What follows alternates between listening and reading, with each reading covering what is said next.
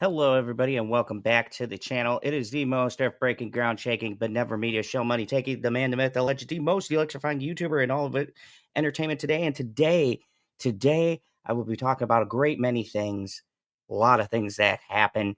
I've been a little bit out of the loop, and quite honestly, I've been working on my own novel, so I haven't been able to really dive into some of this stuff. Don't worry, Proper. It's in the group chat. Or did I not put a link in there? I put a link in there. It's in our group chat, bro. Here, I'll send you a personal one because it's just but due to not be to writing a book, which I'm currently doing the final edits on, and in various videos I brought up, I'll have that out for you guys sooner. I'm going to be doing more promotion probably on this channel. I haven't been doing or keeping up with a lot of stuff, but I decided to go back to the good old late night talks, go back to talking late at night, and the normal, usual suspects, Pop Culture PB, and them will be joining us here in a second. But hey, there, little dictator. Yeah.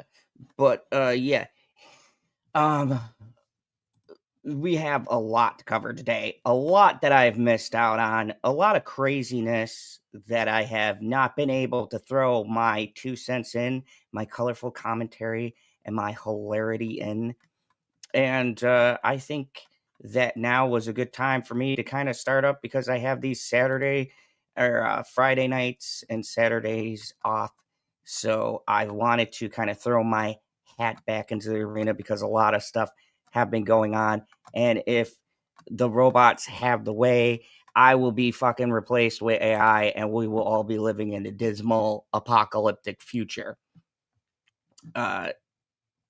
With the way that we're going here, which is kind of funny because I got a movie yet to review here on the channel by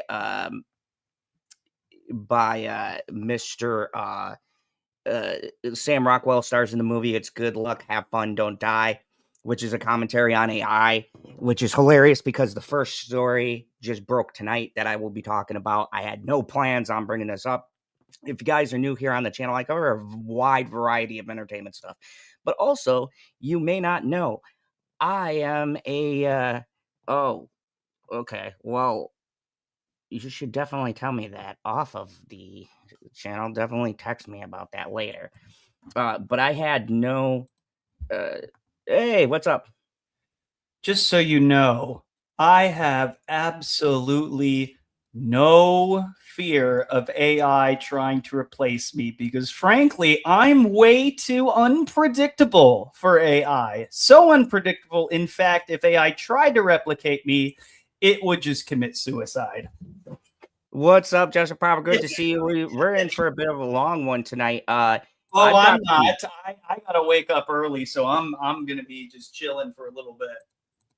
Well, you'll at least be here for the top story of the night. I'm finding the video I was watching about it, but there's a big shakeup. So I've been a gaming fan for a while. You play the video games? Did you really just utter that sentence? Okay, You boomer. I play some. I'm very picky when it comes to video games because you're I feel picking like about everything. with video games in particular, like if I'm going to spend time in it, I'm going to spend a lot of time playing it. You know. Yeah, which is fair enough. In particular, one of the things that I played a lot as a kid was Xbox, and if you You were don't a know, kid when Xbox came out. I thought you were a full adult. Huh. well, you know, Are we talking about the first one? 360. Oh, okay. the original X, dude. I predate. I mean, I could go back to the very first Xbox, the big black brick thing, remember? And then they got the 360, and they went into that kind of newer slim stand-up model nonsense. And I dropped out at about the 360 era. But there's been some constants in this era. There's been some constants thing that there's been a push, and we've seen this in Hollywood too, which is why I'm bringing it up. Even though this is pertaining Xbox news, this is also going towards Hollywood and where they're leaning, of course. And the games industry and Hollywood have been sort of bleeding together in a weird fucking backwards symbiotic relationship where they're getting a lot of bad habits from Hollywood. And the big push in gaming is AI, open generation, and all of this other bullshit. I know the little dictator who's in the comments, she uses AI. I have firmly against it. And today, in one of the most shocking news, a person who has been with Xbox since that old brick console, somebody who has done a lot of good and has made a lot of bad errors in his tenure, has just out of the blue announced their retirement. Mr. Phil Spencer is going to be stepping down. And if you guys don't know Luke Stevens, check out his channel. He's awesome. I follow him a lot for my gaming news, but this actually broke while I was offline, and I wanted to say this while we were online and really talk about this, because this is quite a scary future we're going into. Where there's been a push, and I don't know if you've seen people talking about Hollywood doing the fake actors and AI and the fake fucking promos at Marcus that you see, and some of that shit being AI generated. I heard a story a few years ago that they wanted to have they and it would they I don't know what kind of movie it was, but they literally cast James Dean in one of the roles. Exactly. It's Like, fucking scary. what Yeah, the I heard hell? about that. He had three movies, and All great, by the way. and he yeah, and he only lived to see one of them. Like, and be to have it premiere and him talking about it. I don't even know. Did he like not even complete the third film? I don't remember. I believe he did, or he completed most of it, and then they shot with a lookalike or something like that. But yeah, imagine now, like imagine that story, because we got him in his height, but you know he could have been a crash out or whatever. We don't know. So what does this guy stepping down have anything to do with like AI? Is AI replacing him? Is the head of Xbox, and it's not him stepping down that has to do with the AI. More importantly, it's who's replacing him, because the second in command we thought would be replacing him has also resigned to go on to other opportunities. So this is a fundamental change, and this isn't just important to the gaming, but this is also important to people who everybody uses a computer. Microsoft is the fucking biggest tech company in the world. This is a push for Microsoft going 100% into generative AI. This has also created a lot of issues with being able to upgrade your computers and your laptops, because the fucking parts have skyrocketed, because all of the companies who make those parts have been focusing on generative AI. And today, it has finally bled over, which we kind of figured they were making a push for, into Xbox. So just a few minutes ago, and I wanted to get this reaction because it kind of mirrors how I feel.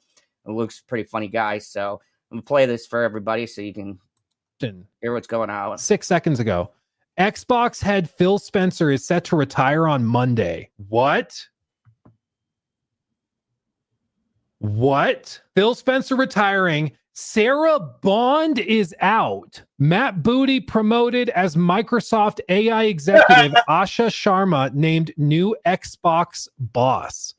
So if you don't know, besides having a fun name, Matt Booty has had a very his name fits what he's done for the fucking company. You know what?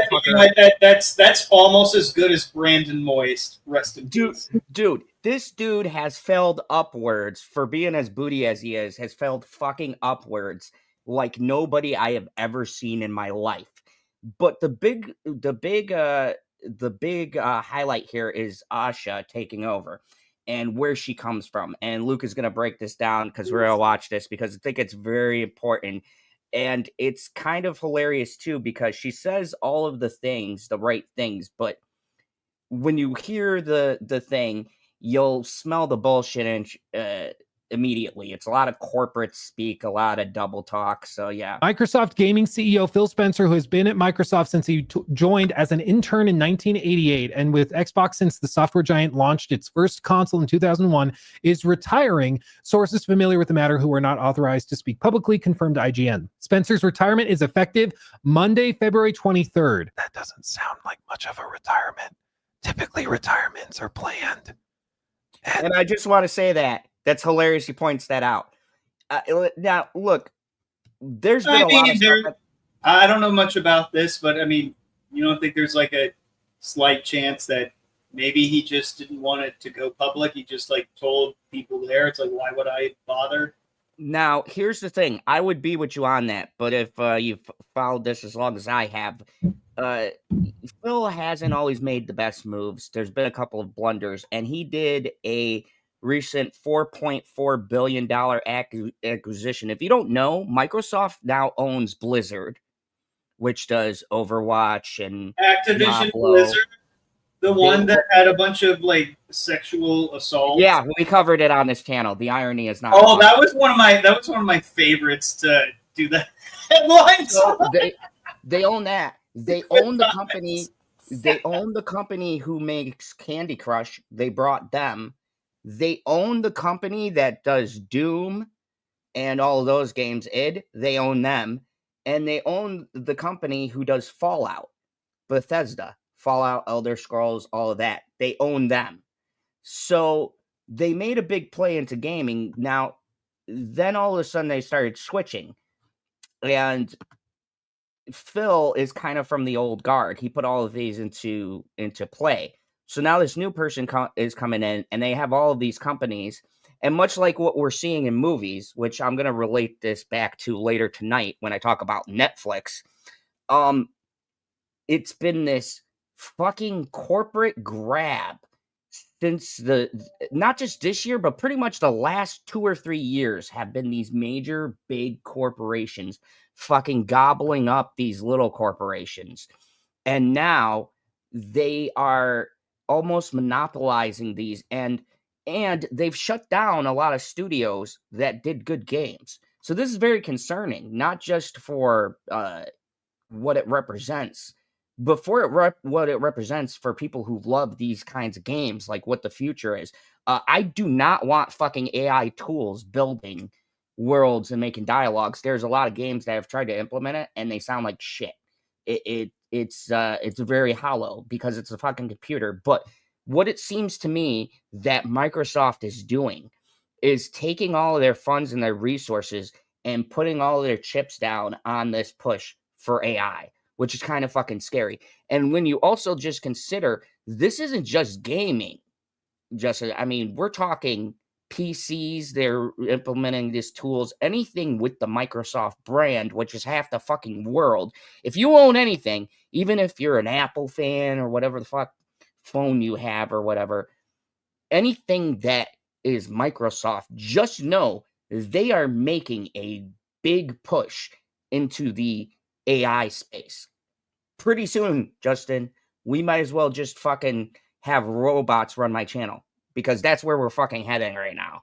This is kind of fucking scary. This is like a real life Terminator. I would really love to see what robots would do to your channel. Maybe they can get you. I love to see a robot's on. Maybe they can get you into the fucking algorithm every now and then.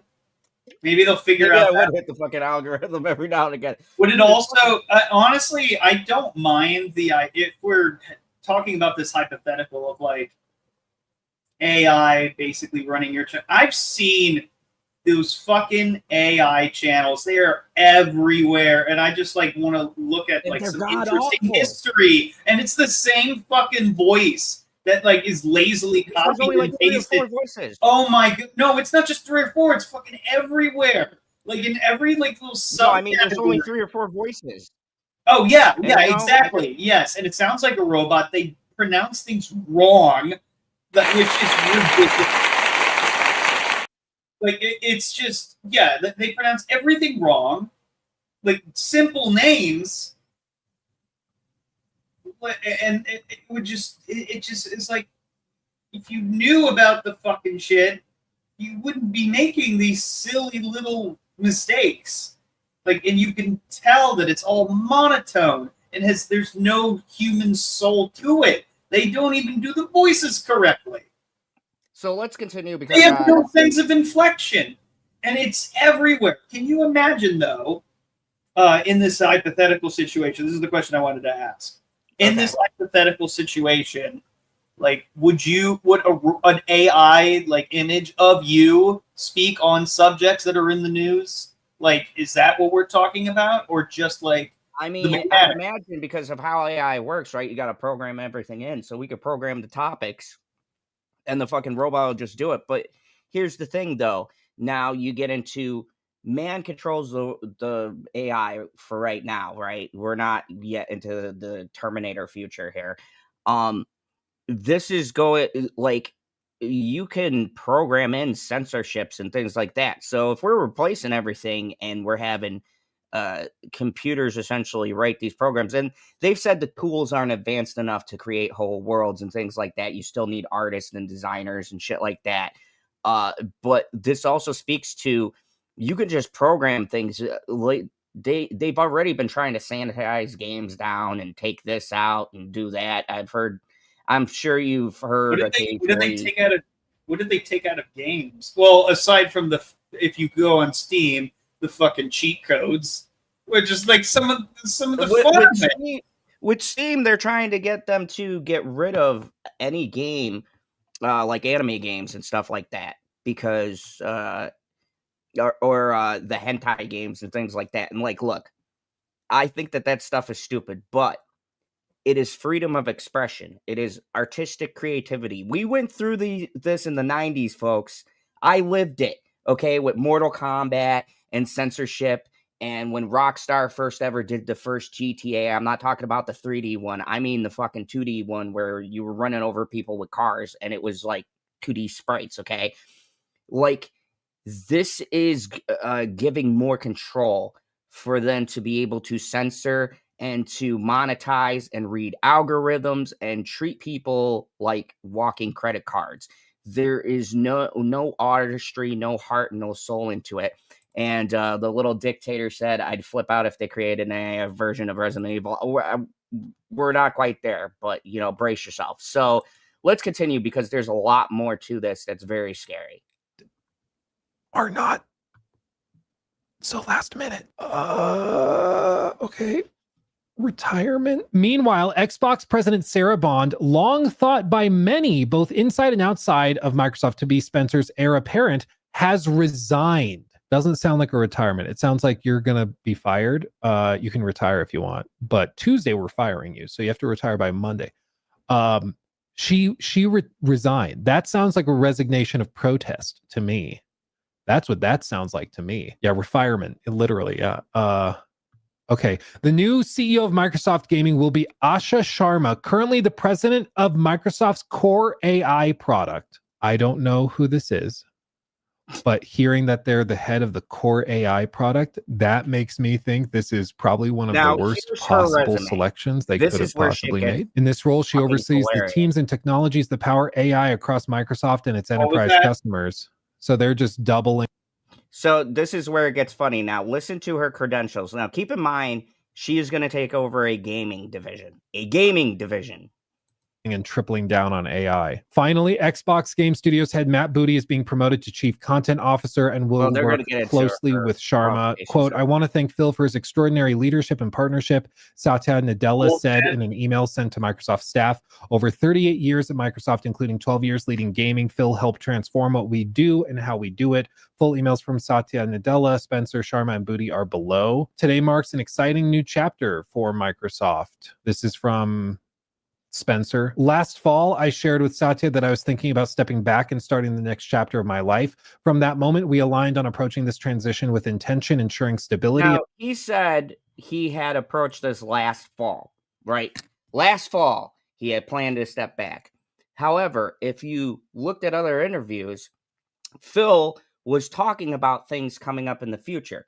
So what I think happened was there were a couple of different things, and I'm not going to go into all of them. You can look them up, but there were a couple of different controversies, certain things that happened, Game Pass price rising, things like that. Phil and his second had taken a lot of heat for. And what I think happened was that Satya, if you don't know, he's the head honcho and a piece of shit. He's been making a push towards making gaming using more AI tools and all of this other shit. He's been really had a big hard on for this for a while. And so what I think happened is that Phil may have had a plan, Justin, to your point, but I don't think it's this soon. How many people do you know that aren't being threatened, say, do a press release? Let's just say this happened earlier. Actually, I found out a couple hours ago. So we'll say it's a Thursday now, and he says he's stepping down by Monday. That is super fucking quick. That's like what we heard, like with Kathleen. I think they just finally booted her, but that's a topic for another. Wait, when did she officially quit? Because like we've been saying that for years, and I think I did see a headline where it's like, no, she's officially okay. done. Like, she came out and made the statement she's actually leaving. But that's a topic for another day. That's another late talks. What I want to get to is whenever you see this quick of a turnaround, this is not someone saying, well, folks, I'm getting into the golden age of my life. I want to spend time with the kids.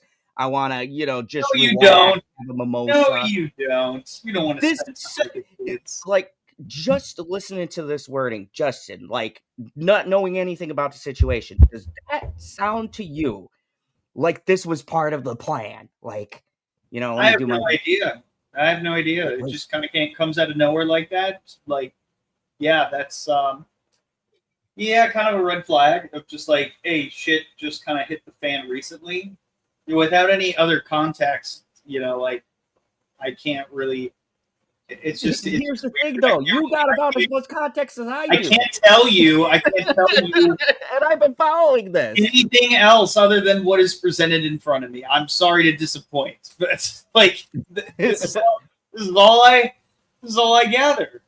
I don't know. This is about every gamer. Like that is the perfect answer because that is exactly the context that I had hearing about this. And strengthening the foundation we've built.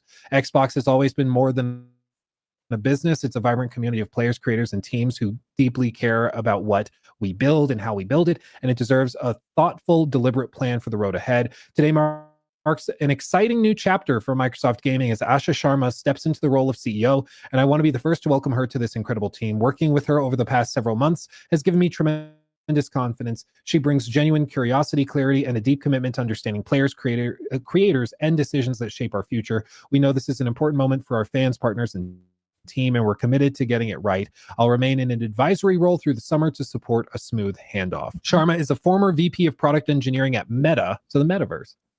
Yay. Great. A former Instacart COO, makes sense. You know how to DoorDash groceries, so you can lead a gaming company. That makes sense to me. What the fuck? And a board member of Home Depot. Okay. It's the leadership experience that they're. It sounds dumb, but Daniel said Justin. Yeah. What's up? Yeah.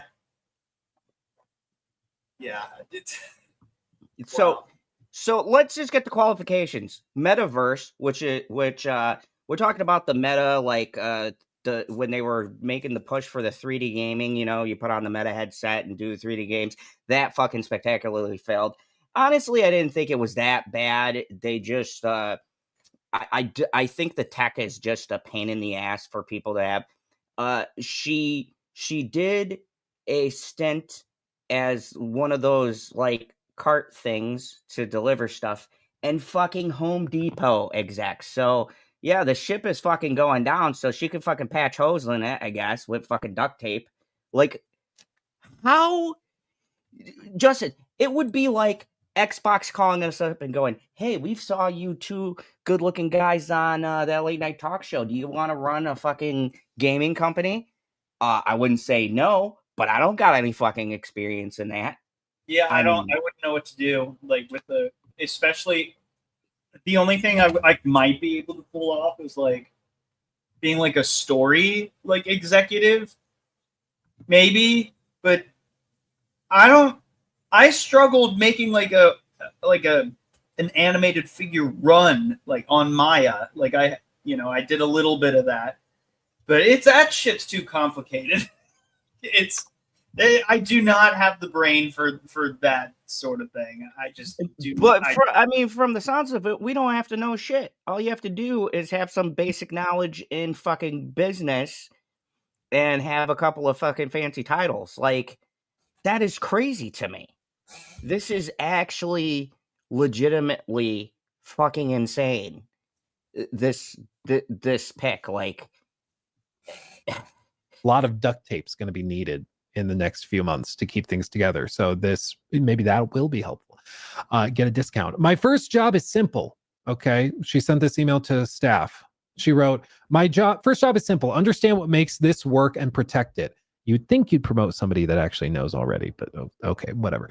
That starts with 3 commitments. First, great games. Everything begins here. We must have great games beloved by players before we do anything. Unforgettable characters, stories that make us feel, innovative gameplay, and creative excellence. And we will empower our studios, invest in iconic franchises, and back bold new ideas. We will take risks. We will enter new categories and markets where we can add real value, grounded in what players care about most. I promoted Matt Booty in honor of this commitment. He understands the craft and the challenges of building great games, has led teams that deliver award-winning work, and has earned the trust of game developers across the industry. Second, the return of Xbox. We will recommit to our core Xbox fans and players. What? How does he even know these people? If they're like, this isn't the Instacart guy, right? How do you know anybody, Justin? Oh, what's up? We got the band back together. Hello, everyone. If you don't know, welcome to Late Night Talk. How did you get so many people? AI generated. There's Justin might be. We don't know, but we're not. I'll be leaving. I'll be leaving in a minute. Oh, I show up and now you're leaving. I see how it is. I have to get up really early. Justin, I heard your excuses at the beginning of the stream, so it's okay. I understand. Thank you. I thought you were going to be a dick about it. I appreciate it. That's his job. That's my job. Come on. No. You try to act like a dick, but you just look like an idiot like the whole time. You look like a clown. Like just like you can't really burn it. Sometimes you'll have like good zingers though, but no, mostly it's just like Zod. Really? Okay. So to completely tangent away from what we're talking about. Yes. Your title is fucking wrong. What the fuck are late talks? Yeah, I know. We're rebranding. It's part of the. We're rebranding. So we're rebranding so much that the title of the stream is Late Talks, but then your shit ass fucking thumbnail says Late Night Talks. Yeah, I still got it. And you have the words over his face when there's clearly plenty of space next to him to put all of the words on top of each other instead of putting late night on one line and then talks no one on another. Cares about James Cameron. The algorithm cares. It wants to see his face clearly. So when people search James Cameron, they're like, "What are these fucking morons talking about?" Exactly. They're not going to do that because you can't make a thumbnail. Okay, getting away from that, have you heard what's going on? Not because really. I know you're an old school Xbox guy. I'm not. What are you talking about? I have never owned an Xbox in my life. In your heart, okay? I'm anti-Xbox in my heart. I will tell you this though. I do remember when it was PS2 versus Xbox, and obviously PS2 in sales absolutely destroyed them. That's not the point. The point is, when I would play a game on my PS2, it would play exactly the same as it did on Xbox. Like, all of the buttons are in the same relative position, even if the X button is in a different spot. Oh, that bothered the shit out of me. It wasn't a huge problem. The biggest problem is when you're playing Madden and you want to throw it to the X receiver, and you're like, okay, and then it throws it to A, and you're like, why? I know. Xbox confusing like that. Anyway, what I yeah. did appreciate about the Xbox is whenever there was a simulation, like you're like, oh, I want to simulate to the next season, or I want to simulate through this game, or simulate through the season, like using football as the example, the Xbox would simulate the entire season in like 30 seconds, whereas the PS2 would take like, I don't know, minutes, several minutes, if not double digits of minutes to simulate a whole season. And I was like, why does it go so slow in the simulation? That's the only difference between the two of them. But no, I was a Nintendo person, and then I was a PlayStation person, and then I bought a Switch I got my because that's what you. PS5. I do not own the Xbox Series X, so you know.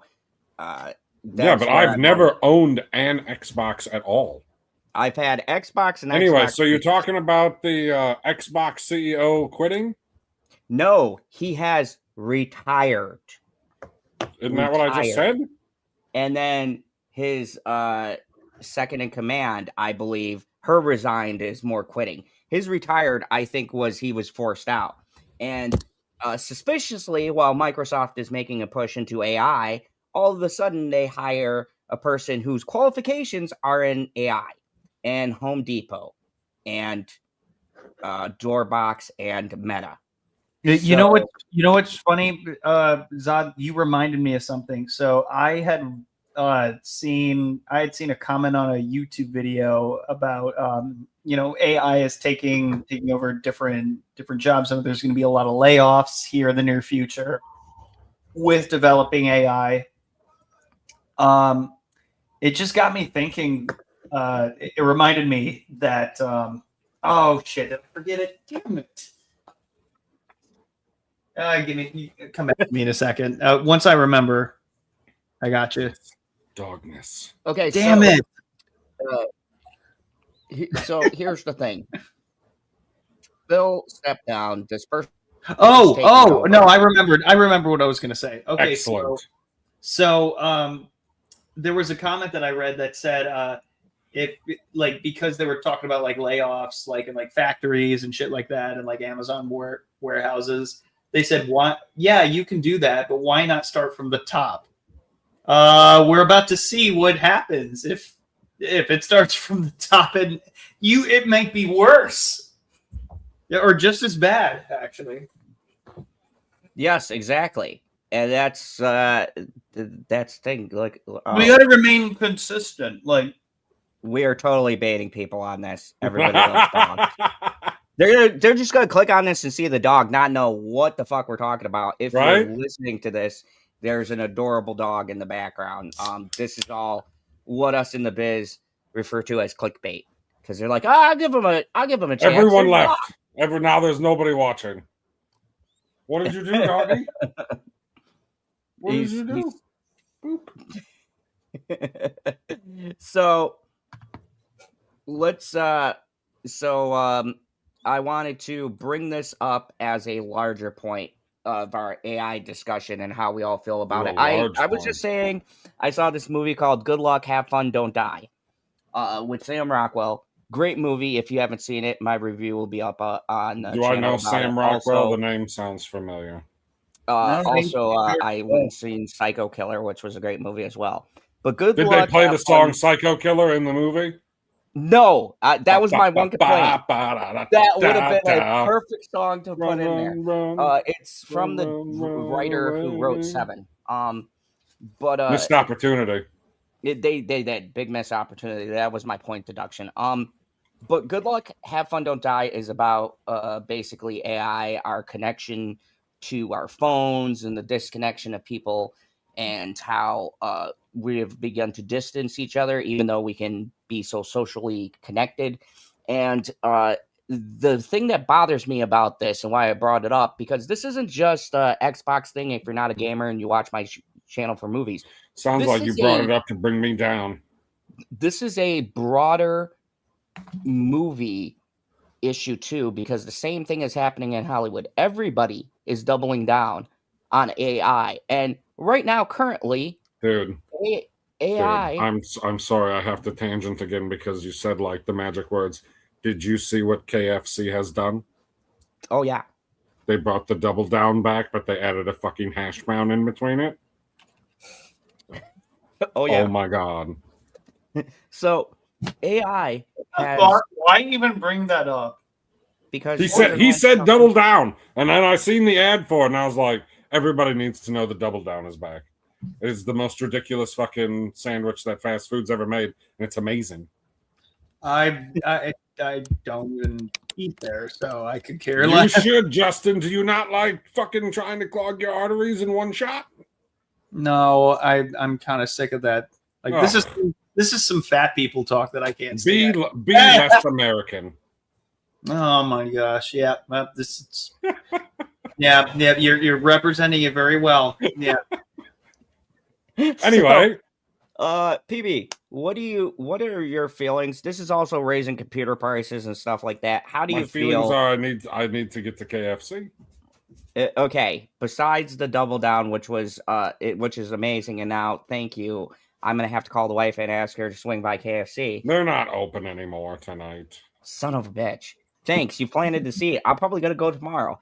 You will. They close at 10 o'clock or 11. KFC? Yeah. KFC Oh, yeah. closes early. They close early. Really? I know. Well, I mean, compared to like McDonald's and especially Taco Bell, nobody stays open that late except for like weird pizza places. Or like getting a Mr. Beast burger. Oh God, let's not Like- talk Mr. Beast. I actually did get one of those. He might actually DoorDash. YouTube Satan. I have no idea. Let's not go further then. I just thought it was Okay. Anyways, what are you asking me about? Fuckers. AI. What is your thoughts? So I can wrap this up and Is talk about it the next bad? video. Like, I mean, I don't even know if the AI. Thanks for making noise. I don't even know if the AI experts are experts on AI.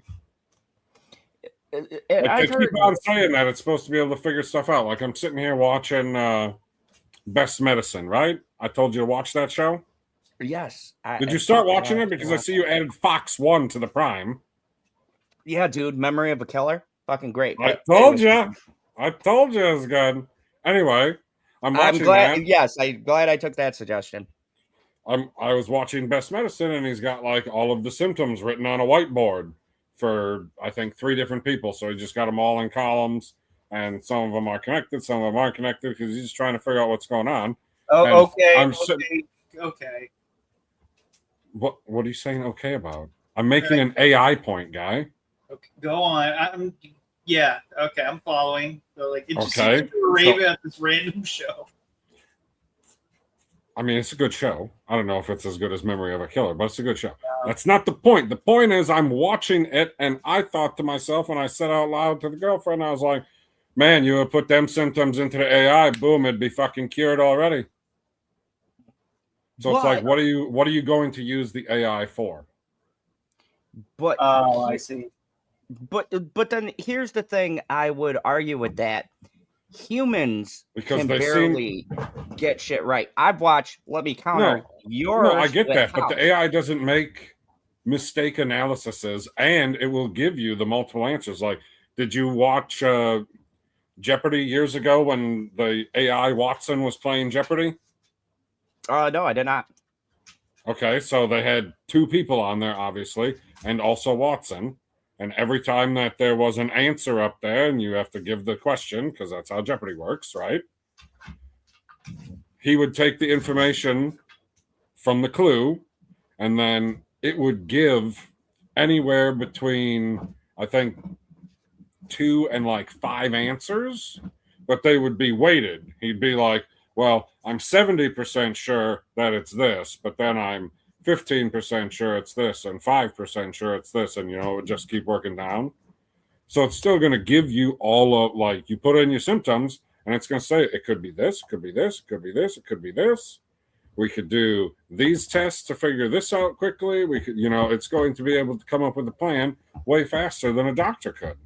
So it's like, Also, for medical advances, I feel like AI would be spectacular. But once we get into the You got the general AI. What's the other one called?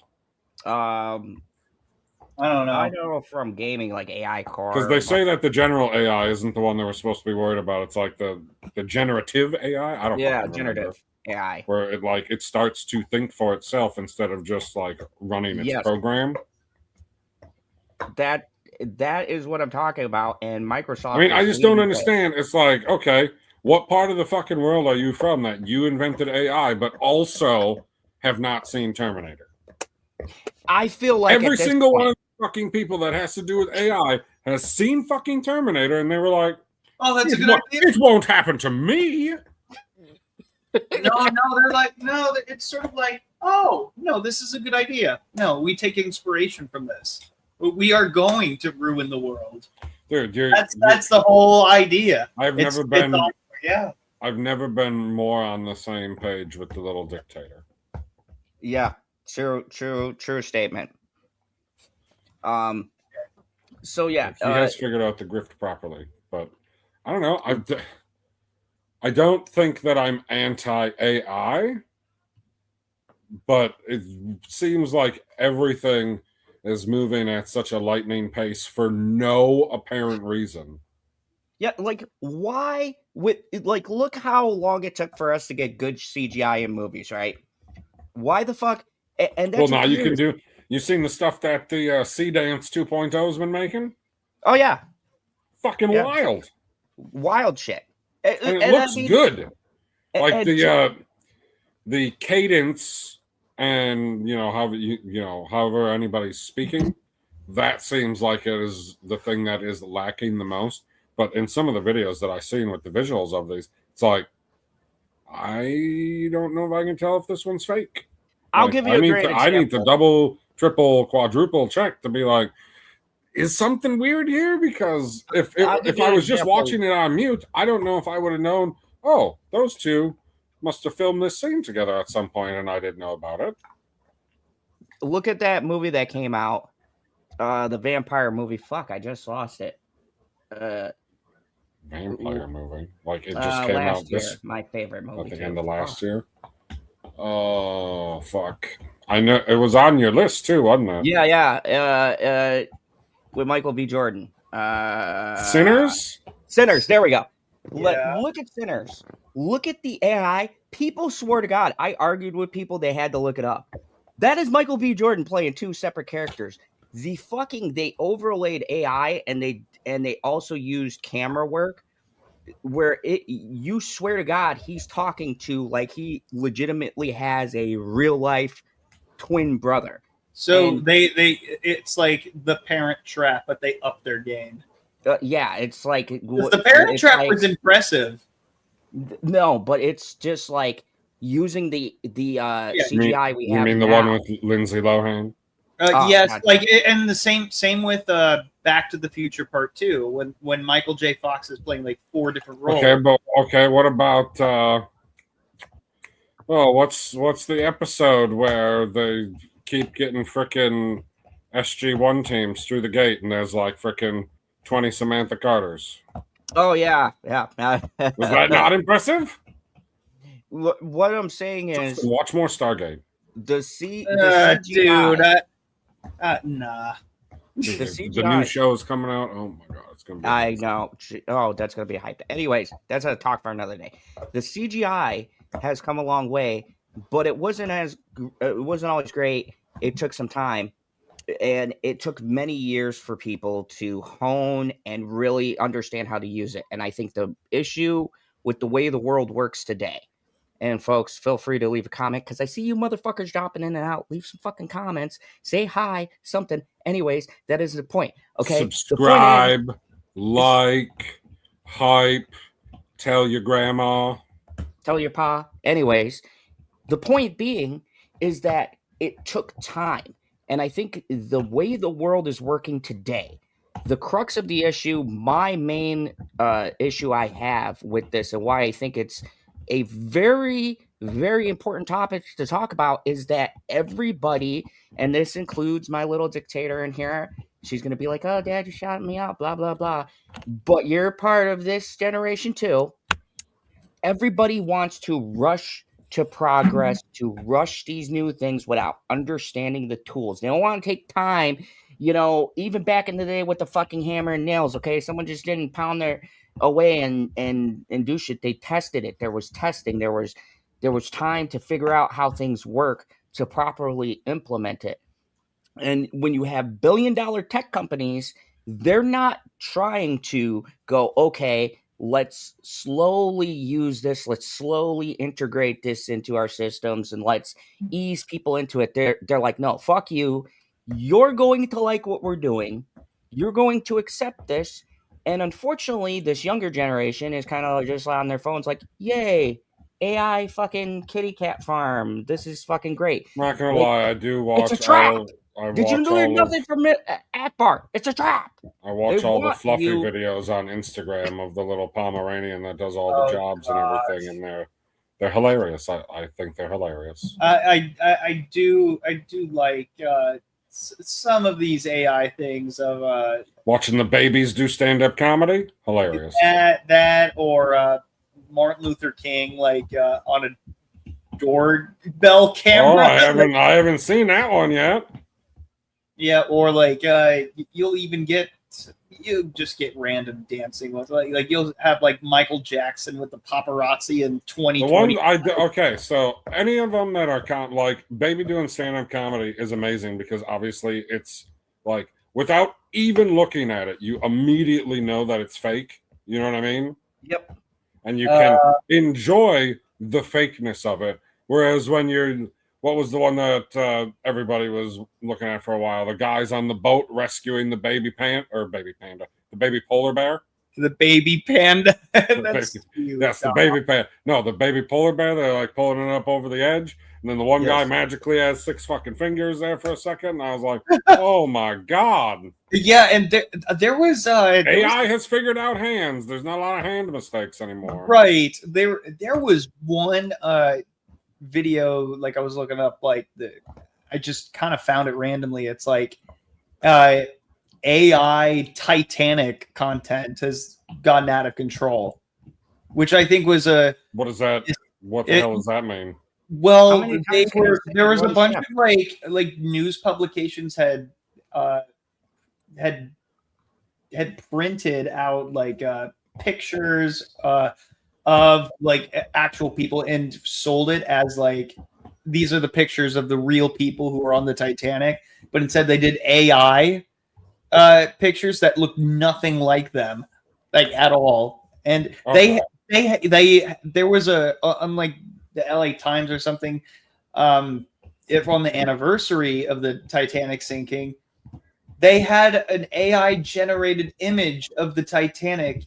There was a thunderstorm, just did not happen. Like there was no thunder and lightning, and it was a clear sky. And the Titanic had 5 funnels. You mean smokestacks? 5 funnels.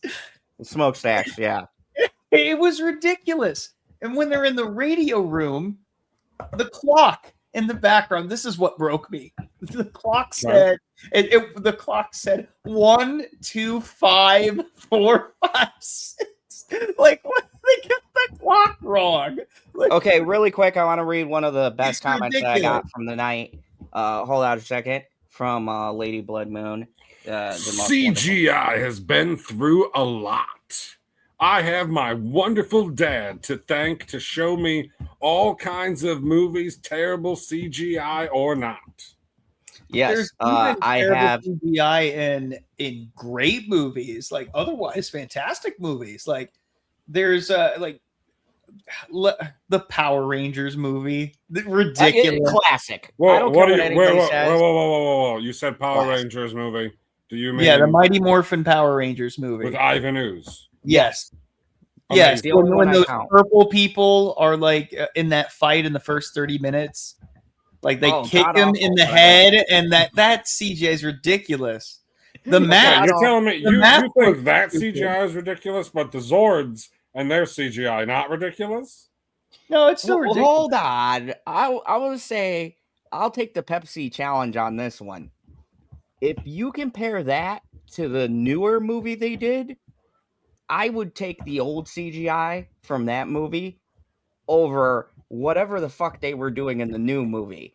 And Where it's I like was nothing excited Bryan real at Cranston was all. the voice of Zordon. I was on board. But, dude, I'm telling you, in the past couple of years, CGI has been terrible in movies in general. And this brings me neatly to my next topic.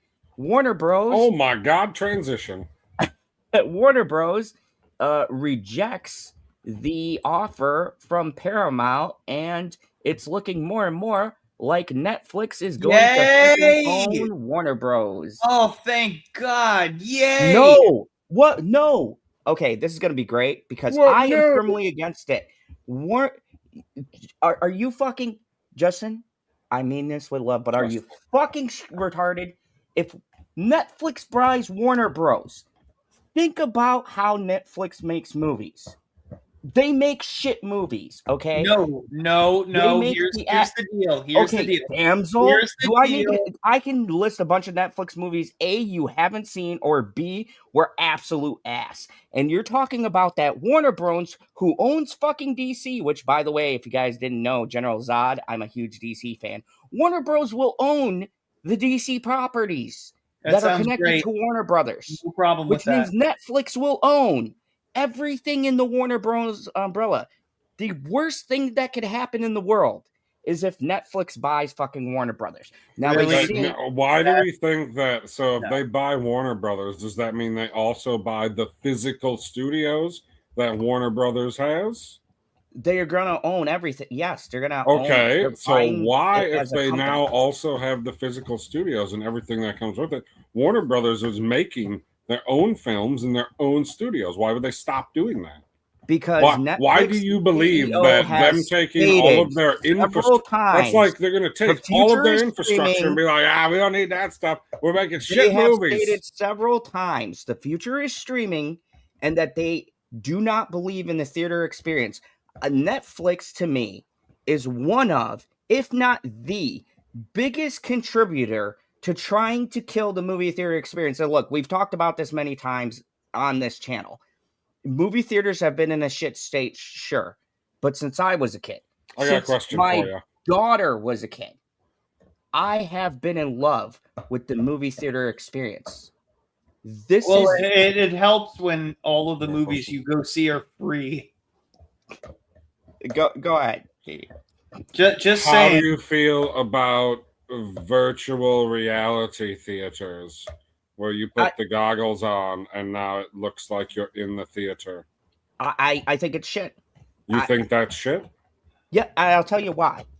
With the surround sound. It's not about... Well, if you're going to have surround sound. It's not about... Yeah, but then you have to have it. It's different than putting it on without VR. It is not about the aesthetics to me, okay? And look, hopefully, if you're listening to this later or whatever, definitely shoot comments and let me know how you feel. But for me... That better be the only thing you're shooting. Oh, gosh. Oh, gosh. I took that sexual too, Justin. All right, anyway. What? So, you said shooting.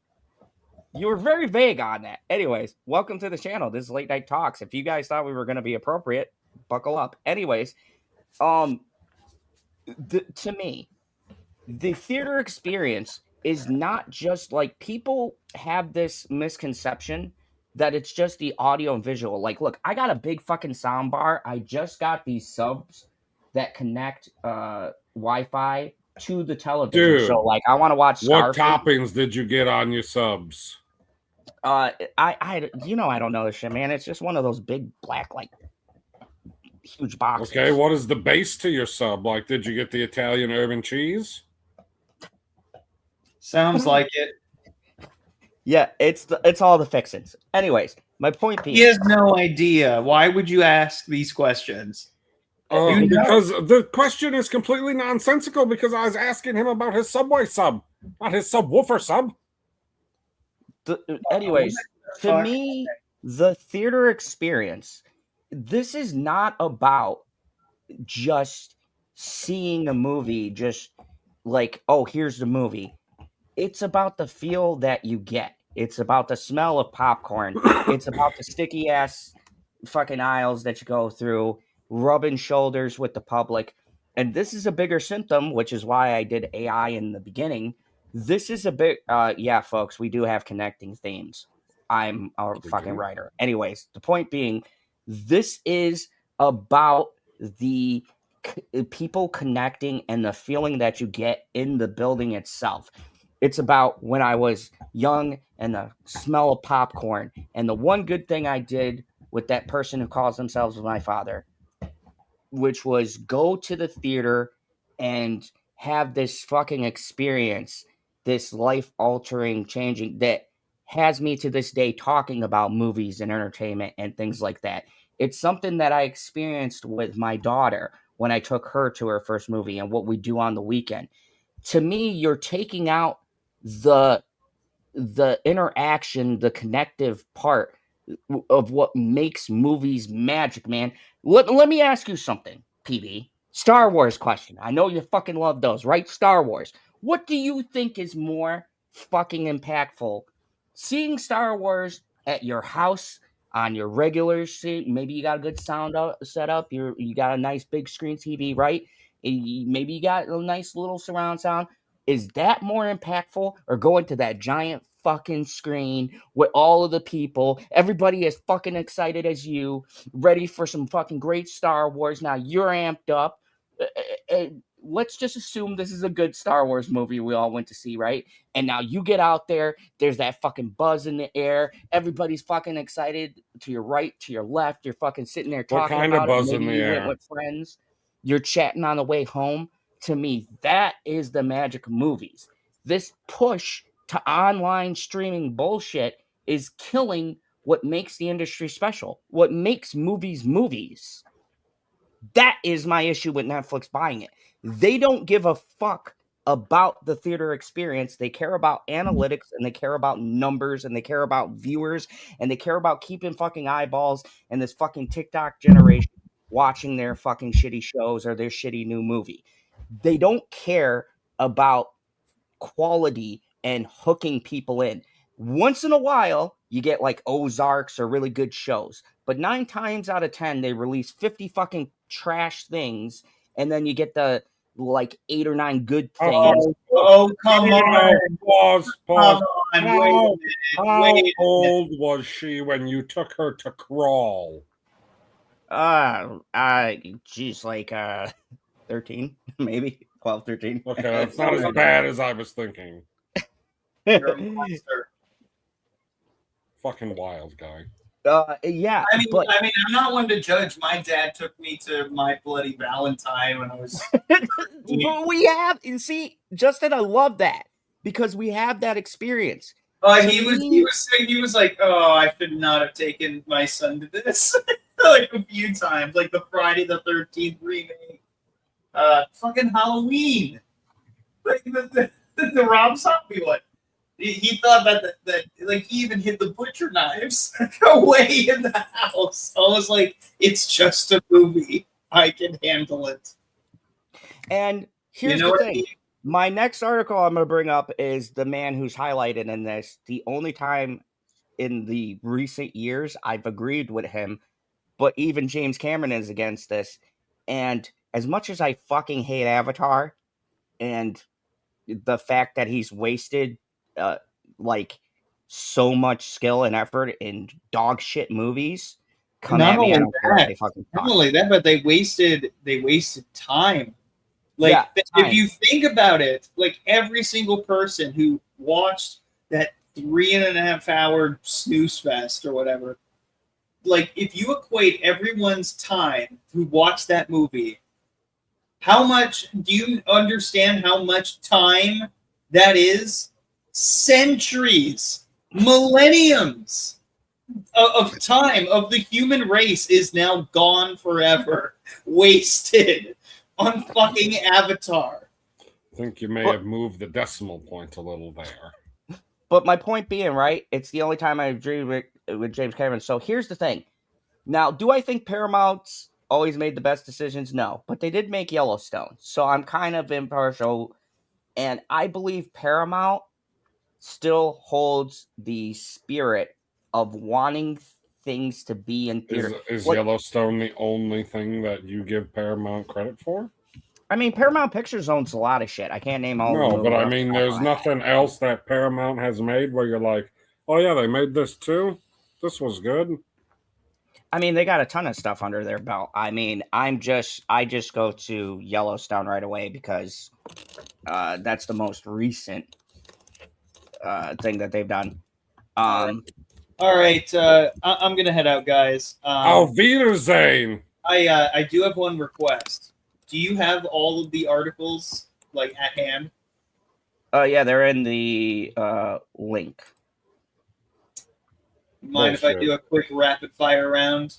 Also gives the audience a taste of what's to come. I mean, okay. Hold on a second. We have Warner Bros. Rejects revised Paramount bid, but remains open for a final offer. Good. Go Netflix. UK's ex-Prince Andrew released after his arrest over Epstein revelations. Oh my gosh. Yeah, good. How about we do that here? What worked and what didn't with cell phone ban at a Kentucky school? Wait, what? What worked and what didn't with a cell phone ban at a Kentucky high school? What the fuck? Perfect. What? Perfect. What the hell title? That just is a weird. Oh fuck. James Cameron contends Netflix acquisition of Warner Bros. Would be disastrous in a letter to lawmakers. I can't wait to do that next. Since when does he care about cinema? Since he's been raising the bar, Justin. Did you not see that episode? Oh, I'm sorry. Didn't we just agree that he's wasted so much time with the Avatar movies? Oh, he's but at least he fucking likes movies. I trust him more than I trust him. I get it, but at the same time, I don't give a fuck. Make fucking something else. Like anything. Stop it with these Avatar movies. They suck. They're not that great. And so Paramount did Sonic. Wow, I didn't realize that. Into watching them. Like, you idiot, stop giving him your money. And it'll go away. Ugh. Okay. All right, so let's get into this article.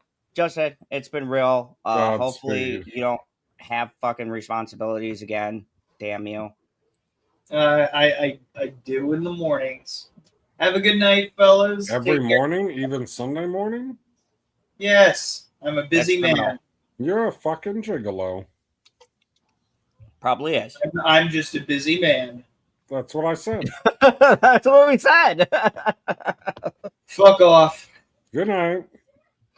So Paramount bids. So That's a good exit. Paramount owns Sonic. They own Showtime. They own BET. Like I could see where BET. Perp. I mean, Perp. We're inclusive here on the channel. Where's Perp? Hey, I acquired a black man many years ago. And you let him go. How magnanimous of you. Yeah, I'm about those equal rights. Anyways, so Warner Bros. Discovery on Tuesday rejected... Whoa. Start at the beginning. February 17th? It doesn't say that. It says February. It says Feb 17. Okay, Feb 17. It doesn't say February, and it doesn't say 17th. It says Feb 17. I was ad-libbing. Anyways, Feb 17. Warner Bros. Discovery on Tuesday rejected Paramount Skydance's least $30 a share hostile bid, but gave rival Hollywood studio latest 30 a share hostile bid, but gave a rival Hollywood studio 7 days to submit a best and final offer to top existing agreement to sell its businesses, including HBO Max and Harry Potter franchise, to Netflix. Paramount. Wait, so does that mean HBO Max will no longer exist and it's all just going to be on Netflix? That is what I'm saying, Like a man. Night of the Seven Kingdoms is going to be on Netflix? I mean, who the fuck knows? I mean, here's the thing. The streaming end, I could see where it would work, but the movie end, it's going to be messy. Anyways, Paramount informally broached an even higher per share price of 31. Warner Bros. Said, apparently enticing the board to the table, but its response to Paramount indicates Warner Bros. Prefers its deal with Netflix and the odds to switch are long.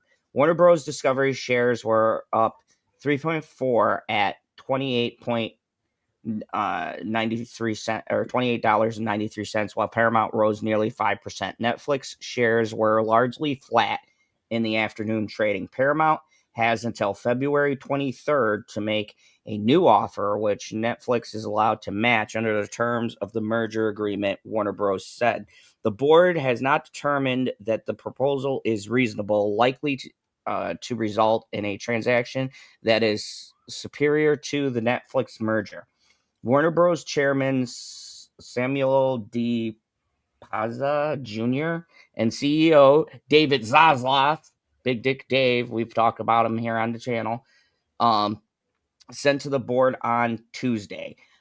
We continue to recommend and remain fully committed to our transaction with Netflix. The two media giants have been vying for control of Warner Brothers and its flagship films and TV studios. So it's not just the films, it's the films, the TV studios, everything connected, which answers your question, and a deep content library in Library. Yeah, Bitchy gets on me about my pronunciation of that too.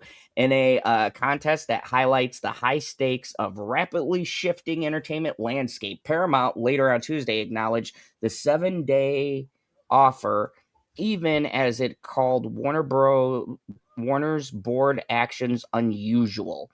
The CBS parent said it would continue to advance the tender offer opposed to the inferior Netflix merger and still plans to nominate directors for the upcoming Warner Bros. Annual meeting. A successful deal will give the suitor ownership of Warner Bros. Extensive film and television library, which includes classics ranging from Casablanca to Citizen Kane to widely popular favorites like Friends and Batman. Warner Bros. Said in its letter it expects a bid above 31 per share, more so because Paramount financial advisors and orally informed if Warner Bros. Reopens deals talks, Paramount would agree to this price, which is not its best offer. Time is running out for Paramount with a saga wriggling on for way too long, which is in no one's interest, PP Foresight analyst Paulo, whoever fuck, said. For now, the ball is in Paramount's court. Paramount current offer. Excellent ad lib. Paramount's current offer for the whole company comes to $108.4 billion, while Netflix at $27.75 a share, or 82.7 billion just for its studios. Okay, and so what is that business? What does that mean? That means Netflix. No. I'm saying, like, what is? I'll rephrase the question because that's not the question I wanted to ask. That was just me being dumb. What is the difference between the whole company and the studio and the streaming stuff? Like, what are they not getting for that? What is it? $26 billion difference? So they aren't going to get some of the movies. These numbers are fucking ridiculous, are they not? Yeah, and that's the thing that boggles my mind is that How much? You remember how much Star Wars sold for? what, 3 billion? Oh, I thought it was 6. I knew it was close. I was 3 off. Yeah, $6 billion for Star Wars. Then, right? These two are Fox battling. sold for, what was that one, 66 or 76? Because with Fox, you were not only getting the shows, but you're getting Fox News, you're getting the sports stuff attached to it, all of that. And that's the thing. See, Netflix wants to pay lower because it was like I was saying, PB, they're not interested in the movie portion or the different stuff. Like maybe they want some Okay, of the well, content if they don't buy that portion, what the fuck do you do with that portion when you don't It- have a studio to shoot it in? it dies. That's my point. It'll die. They'll have to shut down. It won't exist. That's my point. Netflix No, I'm does saying, not care. how can they sell 2/3 of their business when the last third relies on one of the first 2/3? You know what I They'll do mean? what any business does. They'll cut it out. Like they'll get rid of it. They'll be done. They'll fire them. They'll get rid of them. The studios won't exist. That's what I'm saying. They'll just No, but okay, then there's no point to ever take the Netflix offer then, because you just left $26 billion on the table for no reason, because you're not going to get anything for that last third or last quarter. Let's look at it that way. Last quarter. that's my thank you. That's my point. I'm not a numbers guy. I've never been. No, I'm saying that the deal doesn't make sense. Like, what the fuck is actually going on? Because How can you even be entertaining not selling all of it whole shot, regardless of who's bidding? that now you're kind of getting where I'm coming from. No, there is some conspiracy here if that's what's actually going on. And this is why I side with, like, look, Paramount is a corporation at the end of the day. They've done shitty and shady stuff too, but they are paying for, from what I can see through the numbers, right? We're looking at the numbers. They are paying for everything, right? They said, we want the streaming, we want the studios, we want the movies that you got on the lineup, all that stuff, right? Netflix wants the streaming and the studios. This raises the question now, right? Because we know movies take 3 or 4 years. We know studios and companies and things like that, they take time to develop these things. And you just said what I've been trying to explain to people. What happens to the rest of that, right? And I'll tell you what happens to the rest of it. It's what happened during the Fox merger with Disney and all that. Shit gets canned. Things get axed. People get fired. Projects that have been in years of making are down the shitter. People lose jobs. What was the biggest project that they put down the shitter when they bought it? Because I don't fucking remember. I mean, you had a bunch of X-Men stuff. There was the X-Men stuff was done, guy. The X-Men stuff was done. Fox is a different beast because Fox was always a weird one, so it's hard for me to really say, in hindsight, Disney has at least handled Aliens and Predator a lot better. They've done a lot different with Fox, but that's because I think Disney really doesn't give a shit about that. They're like, oh, put it on Hulu, whatever. I'm not gonna lie, with the position that Paramount is in now, if they can offer $108 billion fucking dollars, why the fuck did they ever sell the MCU? What a bunch of fools. I know. They're kicking themselves. They're kicking themselves for that. That was crazy. But maybe that's why they have that money. I'm sure it's part of it. A big fucking part. And this is what I've been trying to explain to people why I'm against this. And now you see what I'm saying, right? You're looking at the numbers. They're offering only $82.7 billion to $108.4 billion, which I imagine is what includes everything. So that means they're only interested in two things: the studio and streaming business. And I'm gathering they're more for the streaming content, right? The movies, the back catalog. They want exclusive rights to all of that. This will also fuck up stuff on Amazon too. Because right now, Amazon and Warner Bros. Have kind of a deal. You've probably seen when you go through my stuff, right? So this is going if to... If they own Warner Brothers, and Warner Brothers is still a company, any deal that is currently going on with Warner Brothers will continue until the end of its contract. But it will end. My point being... guy. Yeah, it does, because look what happened to Marvel on Netflix. Just said they all end. All of them. But what I'm saying is, this is the shit that this is the shit that happens that is going to destroy Grace. So keep in mind, Warner Bros. Made one of my favorite I horror mean, do you movies think of last year. okay, so Stargate is on Netflix again, right? Yes. Stargate is an MGM product. MGM is owned by Amazon, correct? Yep. So I guarantee that when the new show comes out, all of the Stargates are only going to be available on Prime. Well, yeah, because Right, but why? Why? They think that they can make money by leasing the rights to Stargate to Netflix. Like Netflix is willing to pay because they have their own subscriber base, and they're like, "Yeah, we can add this to the library for a while." And they're like, "Well, people aren't going to leave here if they're already here to go and watch it over there. So yeah, pay us a few $1 million, tens of millions of dollars. I don't know what the actual deal is, right? They're never going to disclose that number.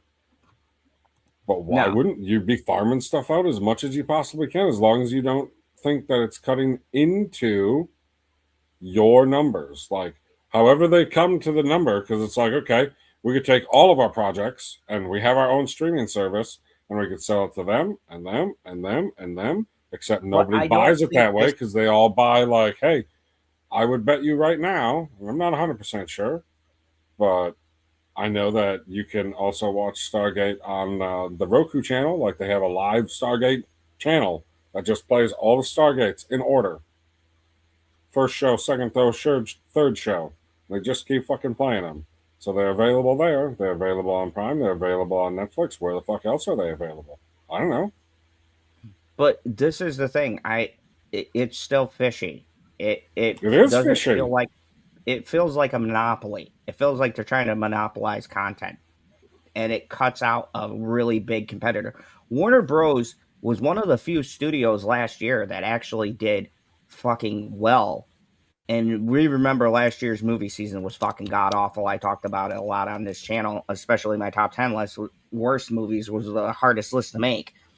But the only studio that had good movies that brought out bangers, Sinners, Weapons, which were the top in my list, were from Warner Brothers. So I don't know. I get an icky feeling from this. That's a I don't know if that's a technical term, but this feels Can like be. this feels like what, to get back to Microsoft, what they did in gaming, right? They brought Blizzard, they brought the people who made Doom id Software, they brought Bethesda, who did Fallout and Elder Scrolls and all that, right? But then what they did it in Are they reverse. ever going to make a younger Scrolls game? No, the young time has passed. It's all elder people now. But anyways, my point being is that it's something I've seen a lot recently with corporations that I think is bad. And that's consolidating and monopolizing and merging these big things where it creates less competition. And competition is good for us. It's healthy. Like, people can sit here and say they don't like business and business practice or whatever else, but I think we should have more businesses. We should have more competition because it creates savings and deals for the consumer. When you have options, it forces these companies to have good products. If these companies are folding into each other and these studios are being brought by other places and they're being consolidated into one or two, let's say hypothetically in the far future when me and you are fucking too old to fucking care about any of this and our kids have taken over, right? I'm always going to care. I'm just not always going to tell people. Right?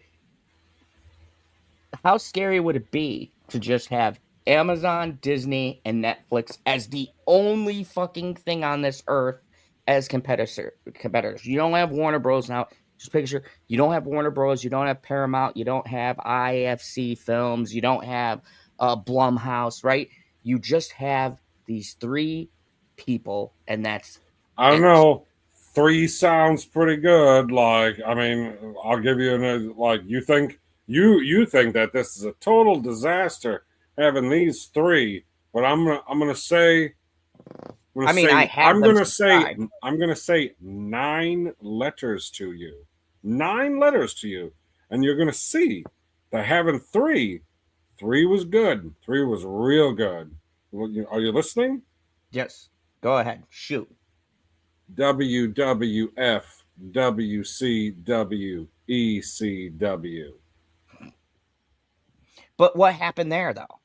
That was when it was at its peak, guy. What do you mean? That's when it was just. But what I'm saying is, in that situation, though, less was great. But in this situation, more is better. Okay. More companies. I don't think that we're going to ever get less companies because I don't know. Everybody is literally making their own version of a cable box, if that's a good enough analogy. Like you got the Roku live channels where it's just a bunch of random fucking shit. Hundreds and hundreds of different options. I'll see you next They week. got their own freaking TV that you can watch all kinds of live TV on. And it's super accessible that you can jump between shows if you're trying to like not have to watch commercials or anything. Multiple cell phone companies, I'm pretty sure, have them. Some of the smart TVs, I want to say, I think my uncle has a LG, I think it is, TV. And they got their own freaking TV network stuff. Yep. I mean, my Samsung phone has Samsung TV and it has original fucking. I haven't watched anything on it, but it has original programming. I mean, so I don't think think that it's evolving in a way that you're going to get less competition. I don't think it's moving in that direction. If anything, it's going far, far the other way. I mean, you've seen commercials for this freaking $2.99 Howdy, right? Yes. And what's the other one that they were pushing there for a while? Friendly, yeah. Yep. Those commercials were great. Like they made great commercials. It as you said it. Yep. It was $200 for my cable. I didn't get angry. I got friendly. Keep talking. I just have to use the restroom for a second. I'm drinking. What? You just leave me here hanging. There's not even anyone that check because your daughter went to sleep. Talk about generative AI and how you feel. No. I already talked about the generative AI. Tell us your. Tell us your I gave a bunch of fucking thoughts about this fucking Netflix bullshit. None of it makes any sense. Go away and I will rant. It's fine. Oh, God.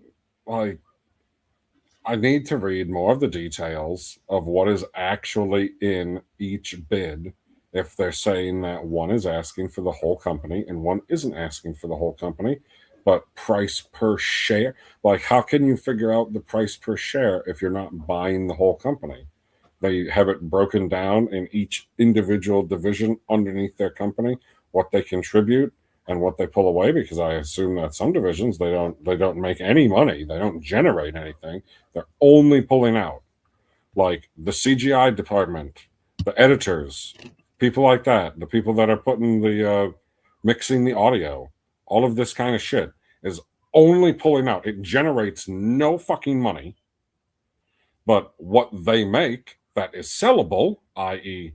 the shows and the movies, does generate all kinds of money.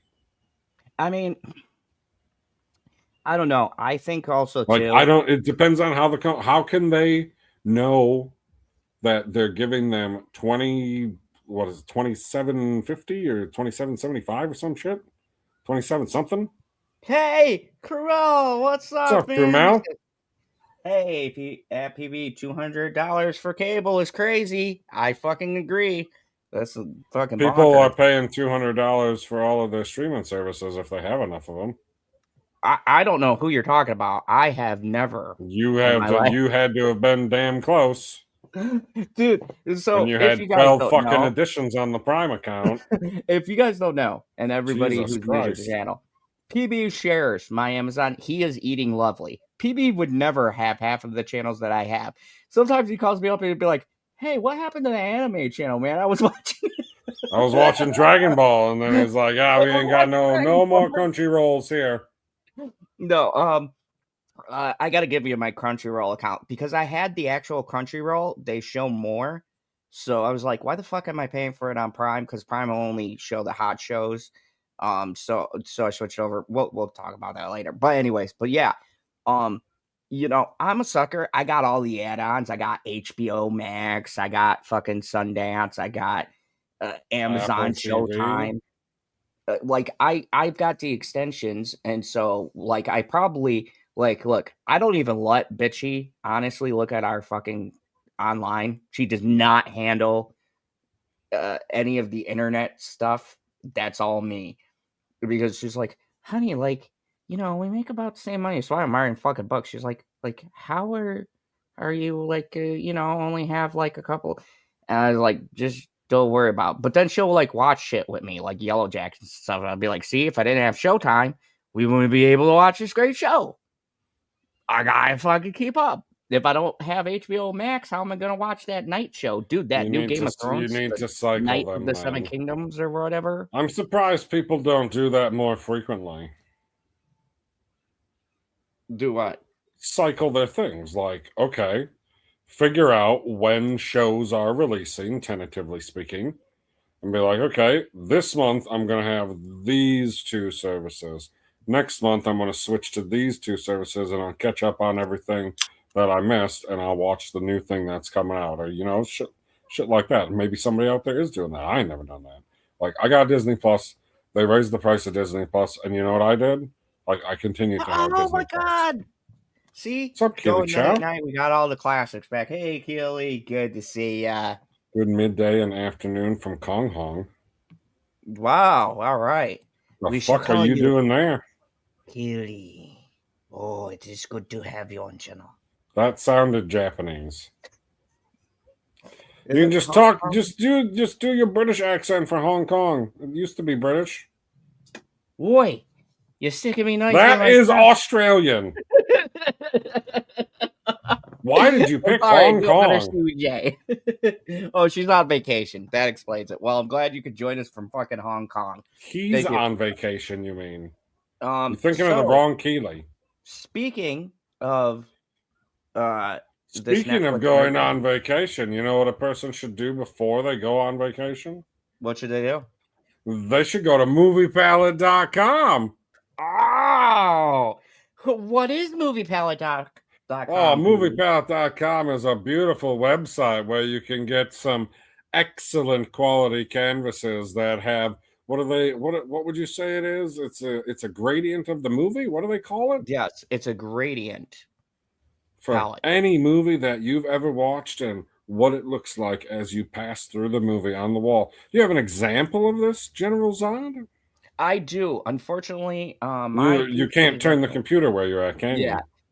I can't turn it towards the Nicolas Cage shrine, but I have you could go and get the movie palette and show the wonderful people at home your excellent movie palette inspired by Nicolas Cage's National Treasure 2.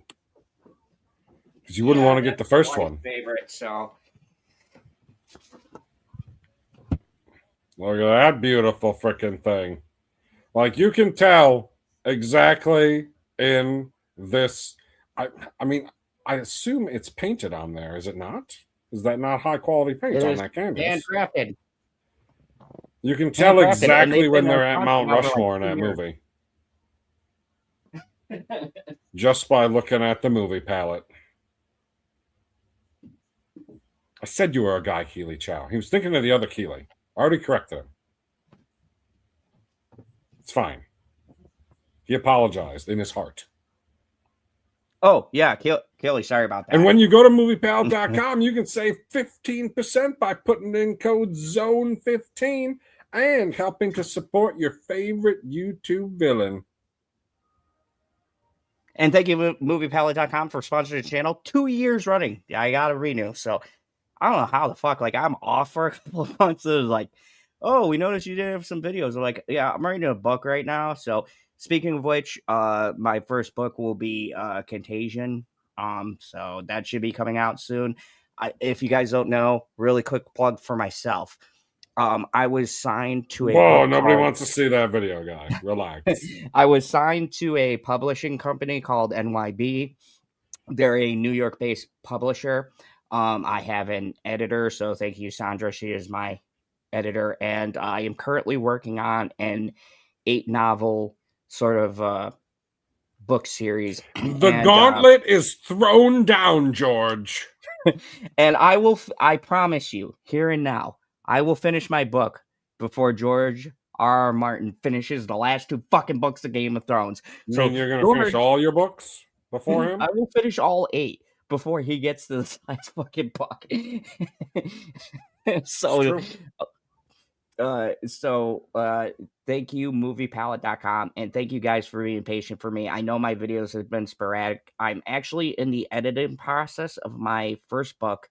I have 235 pages written, and it's all sent in. They're doing edits and rewrites and stuff.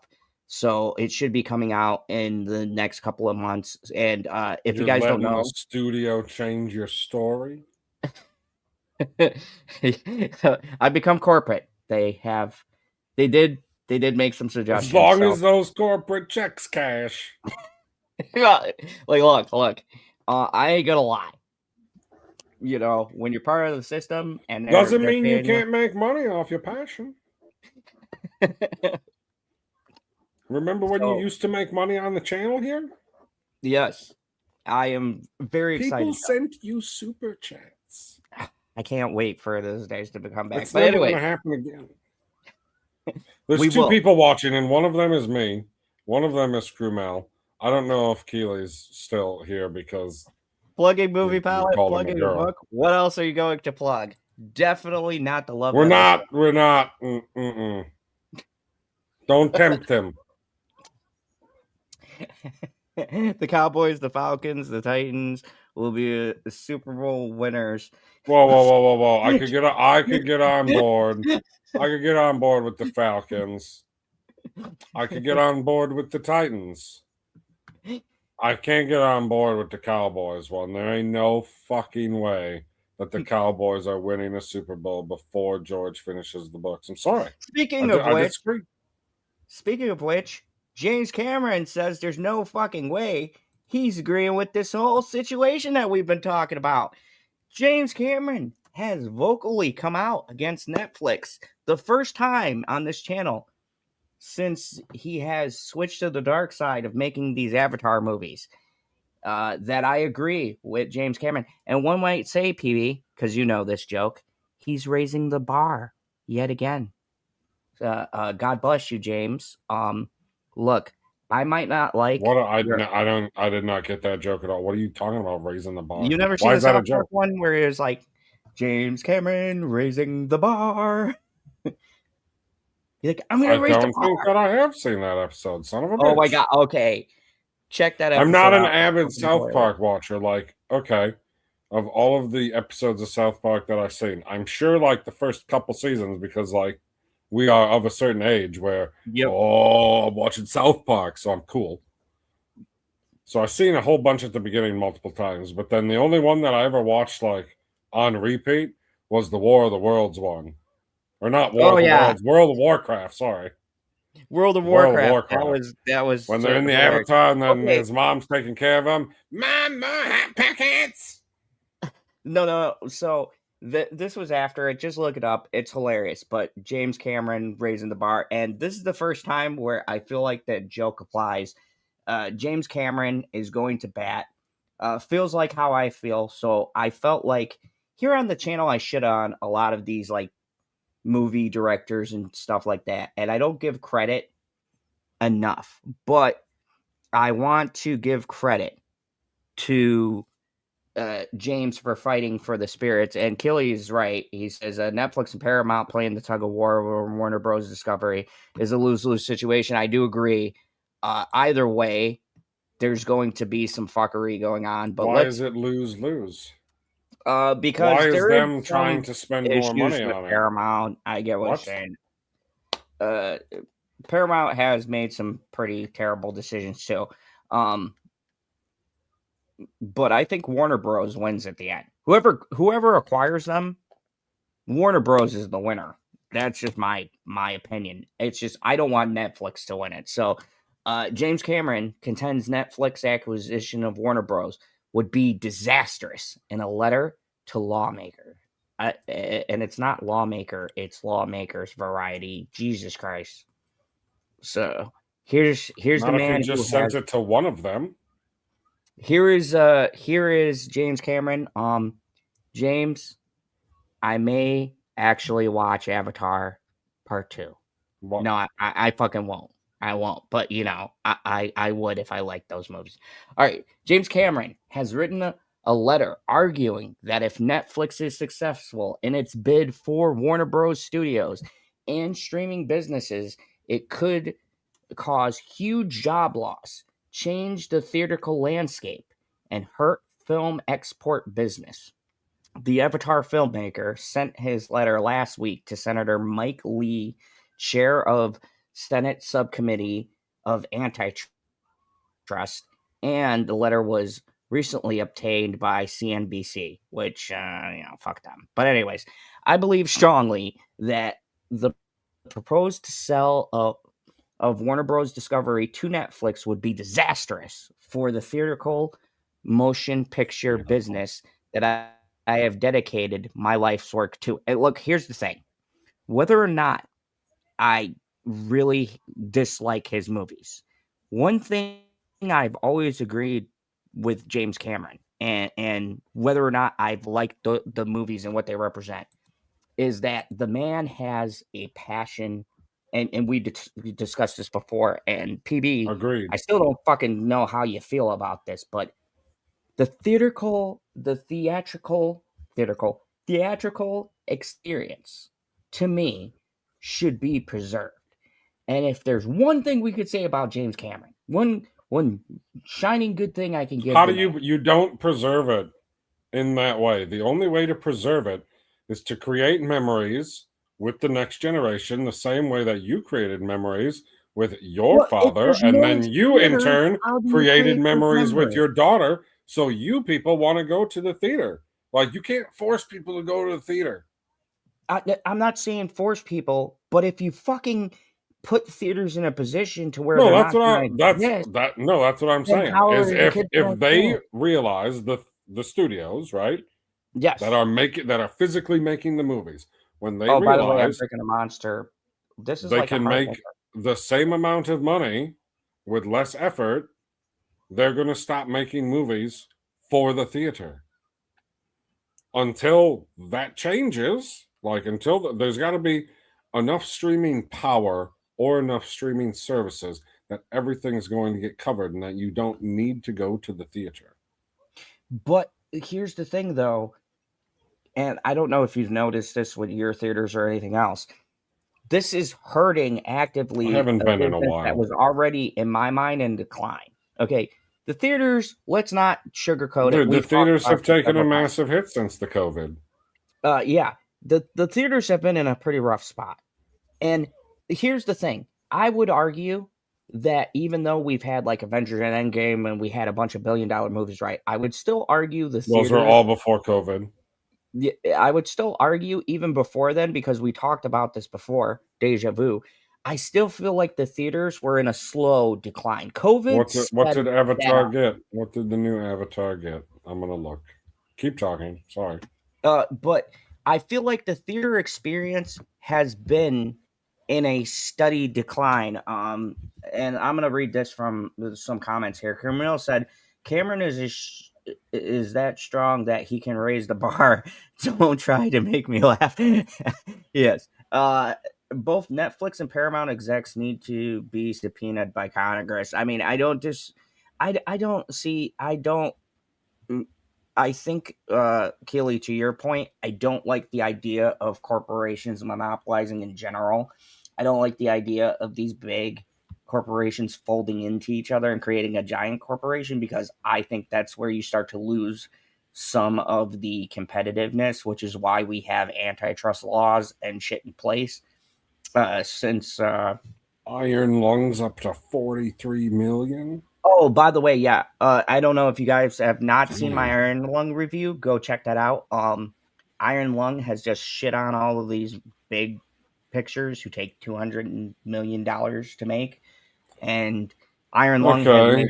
So Avatar 1 made like $3 billion.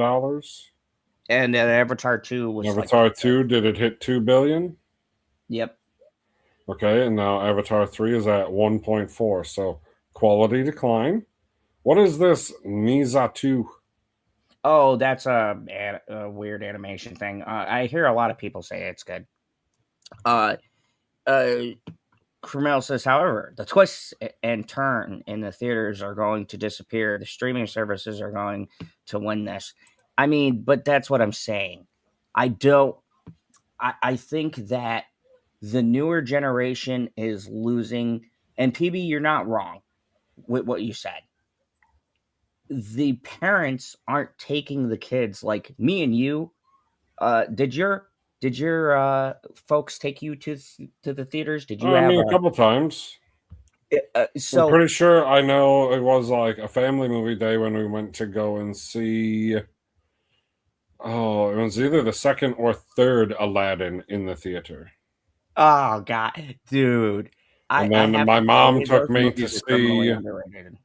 My mom took me to see the Phantom Menace, and then I seen My the dad took first. me to see Phantom Menace. He So even now I was taken to see the first two Pokemon movies, but the adults, which I know it was my mother once, and then I think it was my friend down the road's mother once, and then another friend's mother another time. They just dropped us off at the movie, and we went in, watched the movie, and then they picked us up when it was done. sorry. But that was back when it's like, okay, if I don't go and see this in the theater, how long am I going to have? Wait, what? What? Oh, Bitchy texts me some explicit stuff. She's been out drinking a little bit, so it's gonna be a good night for your favorite villain. You're welcome, She's folks. going to come I'm home here to get wasted, that and info. she's going to fall asleep, and you will get no nookie. That's never what happens. Anyways, that isn't the point. The point is about what we were saying. I think that the theater experience itself is more than just. Maybe I'm attaching personal feelings to this, but I think the theater experience is more than just, and it's something you don't get from streaming, folks. Why I'm so against this is the feeling of when you walk into the theater, the smell of popcorn, the people who look like they don't give a shit and they hate their lives. But that's part of the experience. You know what I mean? It's the feeling that I get. Okay. I don't know if you're as gun ho as me, but have you ever just felt that excitement? Like when we both seen The Force Awakens, or let's use a better one because that didn't lead to anywhere good. Let's say Avengers, right? Avengers Infinity War and Endgame. The feeling that I felt when I walked in with all those people to see Endgame, man. And don't get me wrong, that's like a big event movie, but that feeling that you get from all the people I around you, know about people the that are excitement in excited. the air feeling. So you get what I mean? Like, I feel like Netflix, and they very publicly have stated this.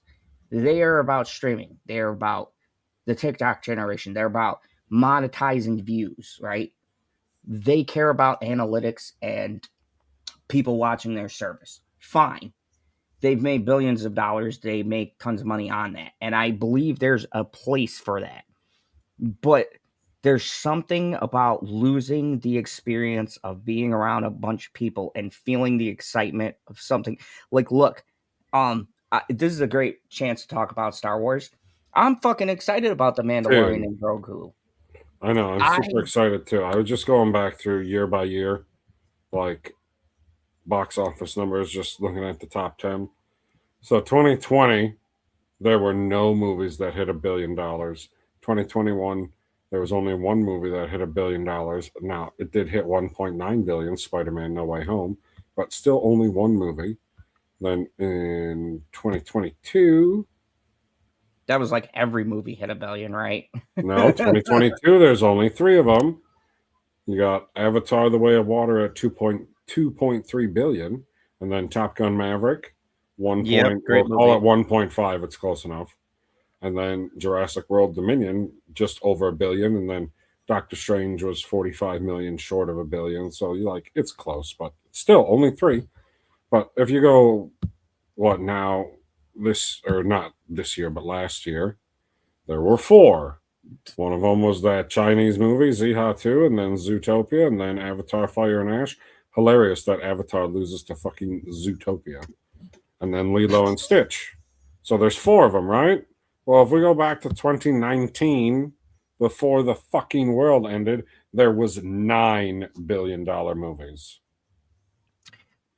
And that's You got Endgame at 2.8, Lion King 1.6, Frozen 2 1.4, Spider-Man Far From Home 1.1, Captain Marvel 1.1, Joker 1.1, Rise of Trash over $1 billion, Yep. Toy Story 4 over $1 billion, Aladdin, the live action, over $1 billion. I didn't even look at 2018, but I bet you it's going to be more than fucking 4 movies at $1 billion. That's just barely. So, I was correct. There was only 5 that year. So let's go to see what this master of a craftsman says. He says, I believe strongly that the proposed sale of Warner Bros. Discovery to Netflix would be disastrous for the theatrical motion picture business that I have dedicated my life's work to. Cameron wrote a letter. Of course, my films all play in the downstream video markets as well, but my love is the cinema. Cameron predicted that if the number of big budget films such as he makes contracts, theaters will close, fewer films will be made, the job losses will spiral. The business model of Netflix is directly at odds with the theatrical film production. The worst Saw movie. Yes, we don't want that. The business model of Netflix. I like it, but it's trash. I like the trash. I do like it too. The business model of Netflix is directly at odds with the theatrical film production and expedition business, which employs hundreds of thousands of Americans, he wrote. It is therefore directly at odds with the business model of Warner Bros. Movies division, one of the few remaining major movie studios. Lee answers with the statement saying, we have received outreach from actors, directors, and other interested parties about the proposed Netflix and Warner Bros. Merger, and I share many of their concerns. I look forward to holding a follow-up hearing on further address these issues. Cameron also contends that the export of Hollywood films would suffer in a Netflix Warner's merger. The U.S. may no longer lead in auto and steel manufacturing, but is still the world leader in movies. That will change for the worst. And I said change for the worst. Yeah, not change for the worst. And I say I'd have to agree with good old James on that one. Okay. Because now I'm not gonna lie, I don't understand. Not like, do you make more money overall if you exclusively put your movie on your streaming service that people pay a monthly fee for? Or do you make more money by putting it in a theater, seeing how it does? Maybe it does good, maybe it does bad, but you were only going to put it on the streaming service in the first place anyway. So why not just put them all in the fucking theater? And then the people that don't go to the theater will just watch it at home, because they pretty much all of them, they get what? Maybe, because it seems to be getting faster and faster. Some of them are immediate, but it seems like it's 2 weeks now. You get 2 weeks in the theater before it's like, oh, you can rent the video on demand for $20. Here's with the distribution thing, which I agree with. Netflix distribution is fucking terrible, because there's a lot of countries, and I've heard this with other reviewers too and things like that, especially with movies that are exclusive to Netflix. They don't always come to other countries right away, which means that a person could make a movie, or a studio or whatever, put it on Netflix if this merger goes through, but the translations and the things won't be ready in time. So that means that certain areas and certain countries won't experience the movie at the same time as other areas. I've heard this happening before. And especially it's more prominent with like the Korean stuff coming to the US or different countries coming here. But from what I've heard, this is also a problem in like Canada and certain other places that don't see stuff here in the US, especially on Canada. Netflix, as quickly as they would. And look, I'm not advocating for Canada or all these other places, but what I'm saying is it is a concern where a theatrical release guarantees these places to have release dates and times generally that'll all come out at the same time. With Netflix, they kind of can pick the schedule where we'll get something, but other places won't, and then the other places will get it. And that could factor into reviews, into how well the movie is received, into getting a general sense from all of the audience. So that's what James Cameron means by the export.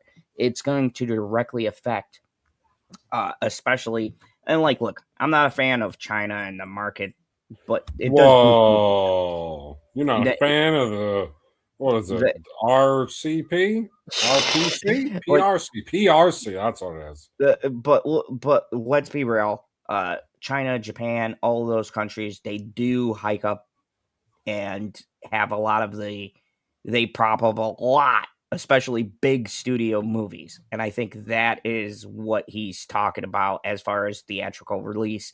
There's a lot of movies that would have did fucking terrible. And I'm looking at you, Disney, that somehow pull through because of them fucking overseas sales, those overseas fucking markets that fucking come out for the new fucking. There's a lot of people in China, live guy. action. It's not their I fault. can guarantee you that shit did half of what it did in the US, but whatever. That isn't the point.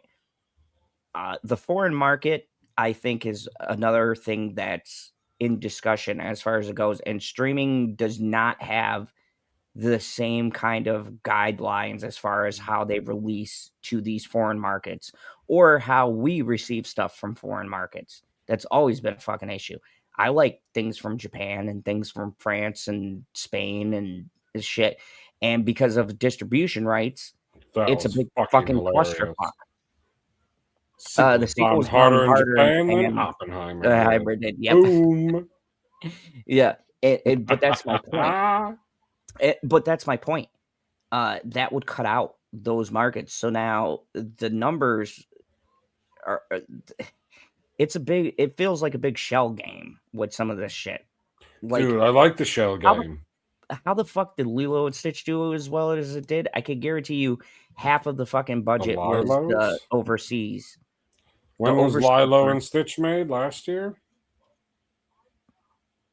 I could guarantee you half of that was overseas money. Domestic, 423 million. Foreign, 614 million. A split of 59.2 to 40.8.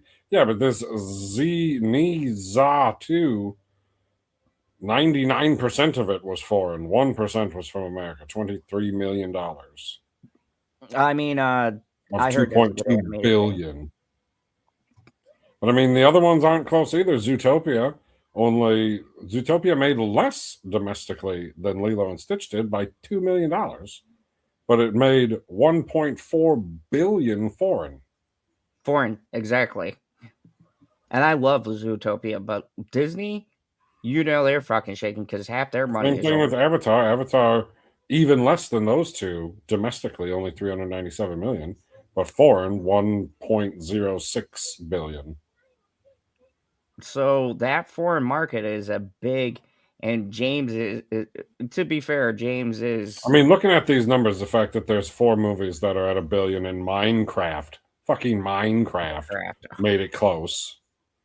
Like, it's only 40 million short, which that's not a lot when you're talking about $1 billion fucking dollars.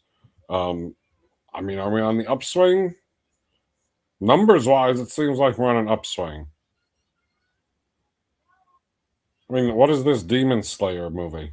Oh, that's actually one Netflix movie I do like. Yeah, but it says that in the theaters it made 700 million.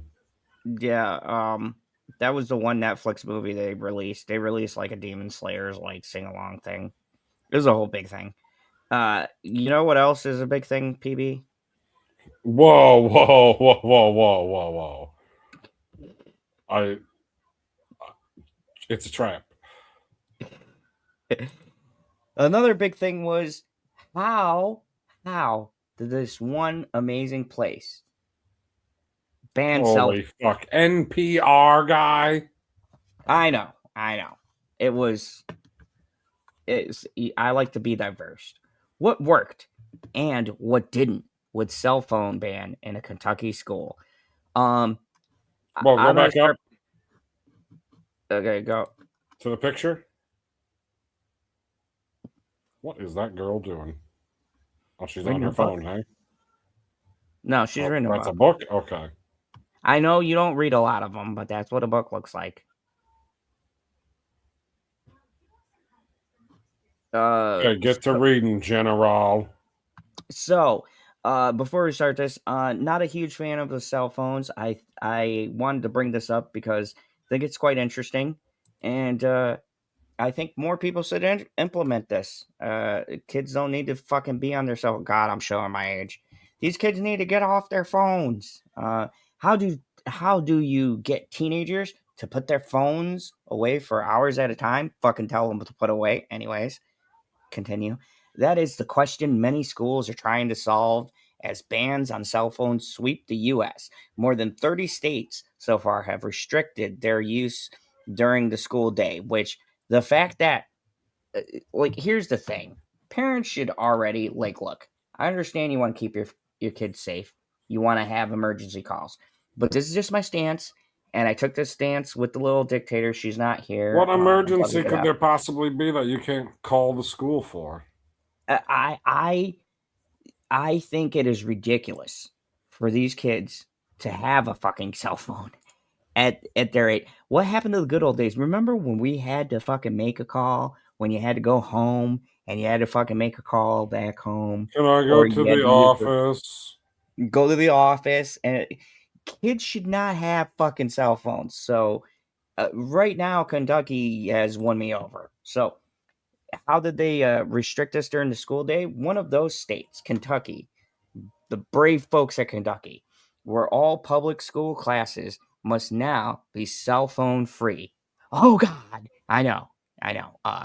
If you're younger and listen to this, I know it's unthinkable that there's a world where you have to put your fucking cell phone away and actually pay attention to something. And all of you fucking pricks that do it in the theater, I swear to God, if I see another fucking cell phone light up while I'm trying to watch a fucking movie, I'm gonna go down the aisle, I'm gonna take that fucking cell phone, I'm gonna shove it in your fucking throat, and then fucking slam your face down. Whoa. You're telling me that you're not going to take that cell phone, shine it up real nice, turn it sideways, and shove it straight up their candy asses? All right. I like your plan better. Districts can You got to send lean into it, guy. I mean, who are you? district. I was thinking more of the Old Edward Norton fight the earth-shaking, curb. groundbreaking, taking a poop, General Zod something. You ripped off the Earth-shaking, rock. groundbreaking, but never made a show money, taking the man, the myth, the legend, the most electrifying YouTuber in all of YouTube entertainment today, General Zod. Anyways, districts can set their own policies Look at him to go. achieve the goal. Some collect phones at the start of class. Others allow students to have them, but only during lunch periods. Fucking mistake, because they have them all the time. Anyways, the Jefferson County School District, which includes Louisville, set a bell-to-bell policy, opting to keep students' phones free from the moment they walk into the building until they leave at the end of the day. Hold on a second. I got something for this. I just found new sounds on this. It's pretty fucking cool. So hold on. Here we go. How'd you do that? Where's that button? It's on the bottom. There's a whole bunch of new stuff It's on here. the bottom. Yeah.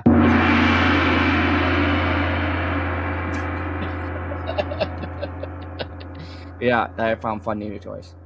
Anyways, so good job. They said to see how the policy is working, NPR visited the academic at Shawnee A. Magnet Middle and High School in Louisiana.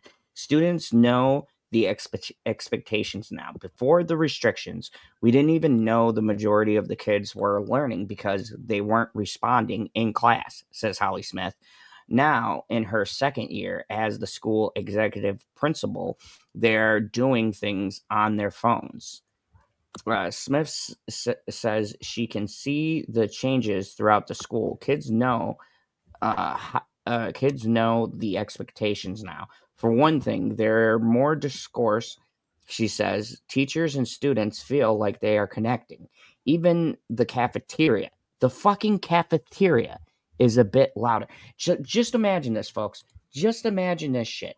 We've gotten to a point in our society. Like, I don't know if you remember your high school experience. I know it's quite small, but the cafeteria was always loud, right? People talking, you were off with your friends talking, you do this and that. Imagine going into a cafeteria and it's dead silence because all you have, hold on, I need a fucking visual illustration here is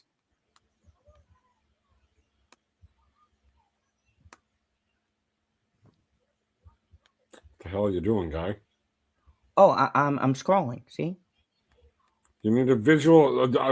We're supposed to watch you scroll. Well, that's what has been going on in schools. Where the fuck are these noises? Dude, you never gone into the cafeteria and it's noisy as shit? People No, yelling, people talking to their the friends. gong noise that you played. Where the hell is it? It's in media assets at the very bottom under sounds. Oh, geez. Anyways, so for one, so the cafeteria is a bit louder and alive. Conversations between students disconnected from their screens. Even though she finds the initial results positive and encouraging, Smith is under no illusions about the students, what the students think. I think they absolutely hate it. Their phone is their lives. It's their world. The big question, though, here at thousands of schools around the country is, are those bans working? In talking with educators and students in this school, there seems to be an agreement, reluctant agreement, some students that it is working, just not exactly the way the policy intends. To meet the new state requirement, Shawnee invested in yonder pouches or locked personal pouches to help ease the transition. These pouches, widely used in many schools, are like neoprene sleeves that lock. Neoprene sleeves that lock and unlock very strong magnets. So these are the locks that are on them right here. It's pretty cool. Is it? I don't know. I'm not a youngster. Probably looks fucking ridiculous to them. Jefferson County ban echoes those in many schools, and it reflects what research points to as the best approach to restricting cell phones in school. At the end of the day, Smith says, we have to do our kids a service, and they have to be encouraged to get the service that we are providing. Finding hacks or workarounds. Jaden O'Neill, a senior at Shawnee, still doesn't see the point. All students hate it, she says. She's probably missing her fucking Twitter feed or whatever. I think they're going to rebel. That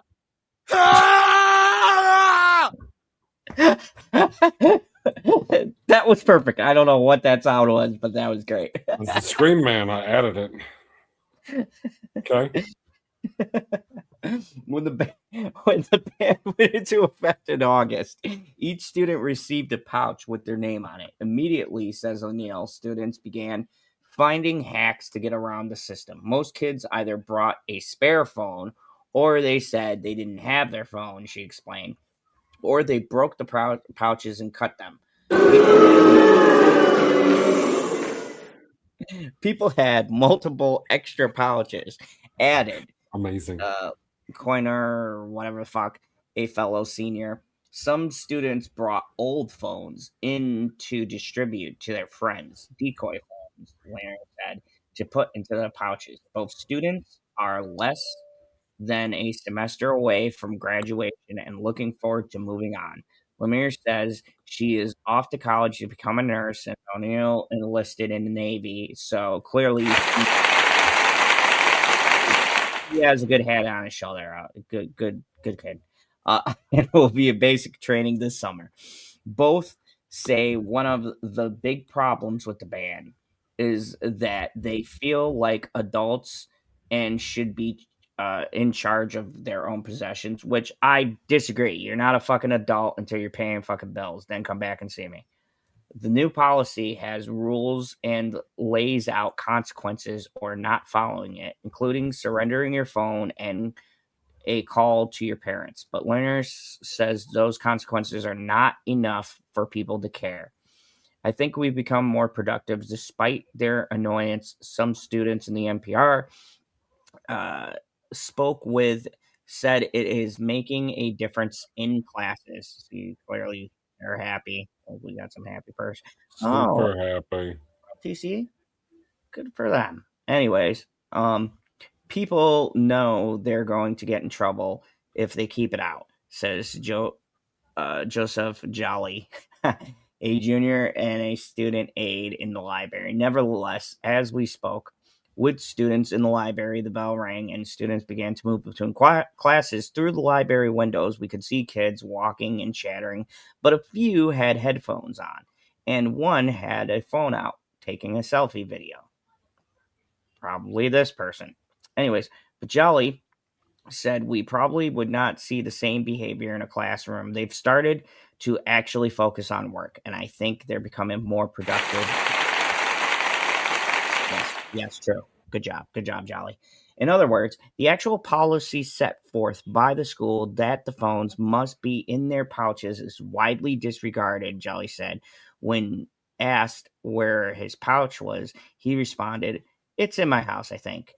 But he adds that the new restrictions have led to many unspoken agreement that by mutual consent, students are refraining from using their phones in class and educators are leaving well enough alone. Where was his phone? Truth be told, it's in my pocket right now, he said. But I'm not doing anything though. That's the thing. A shortage of library shelves. Anton Cadwell, Shoneen's library for more than 20 years, says he knew right away the ban was working. The number of students visiting the library increased, and so did the number of books that they were reading. I've already tripled the number of Hold checkouts. I knew you were going to put that. I fucking knew it. While the bans may not be sweeping cold turkey approach to the technology the district expects, he says it is pushing students to unplug, and there are some books that cannot be kept on the shelf. And I fucking write books, PB, so don't you fucking use that boo again.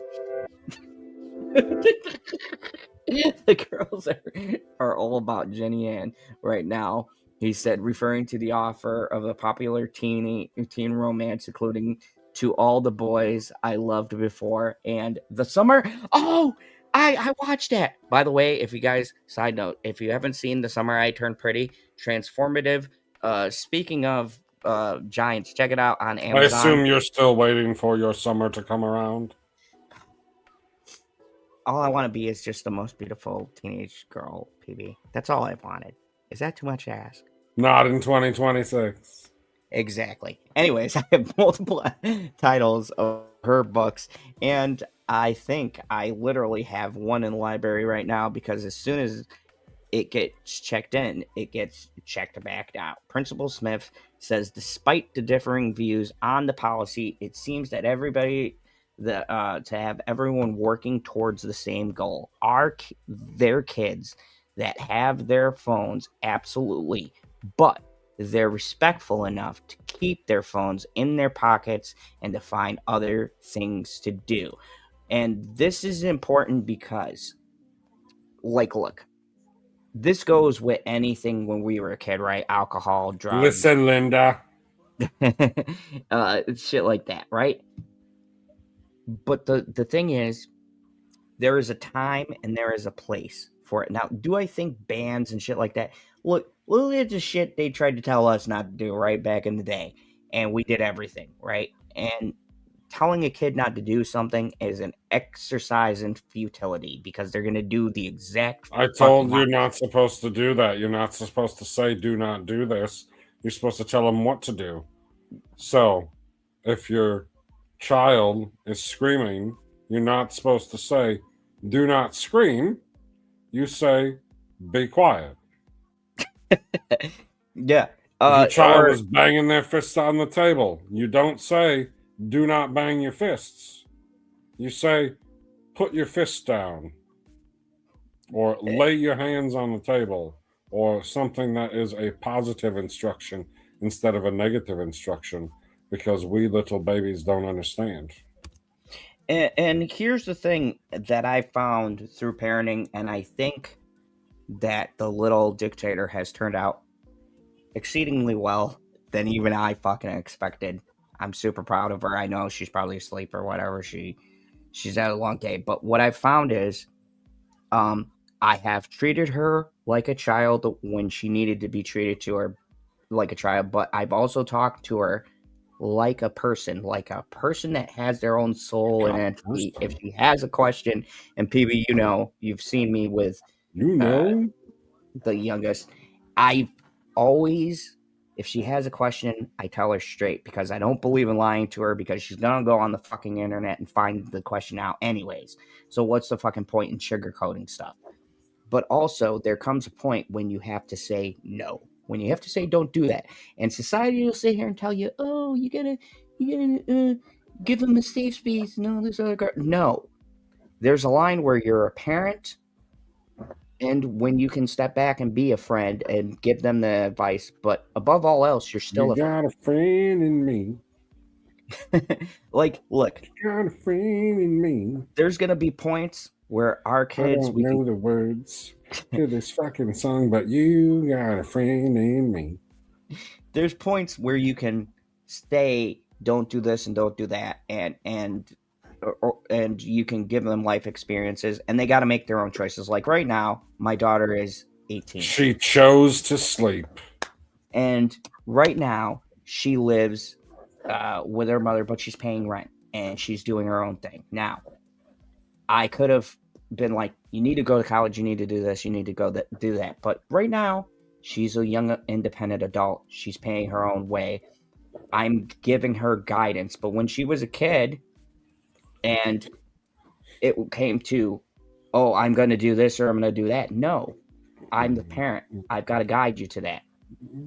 All this to say, cell phones, and especially in these buildings, these places that are supposed to be to learn, I've always found it ridiculous that it's taken them this long to be like, no, you need to put your fucking phone again.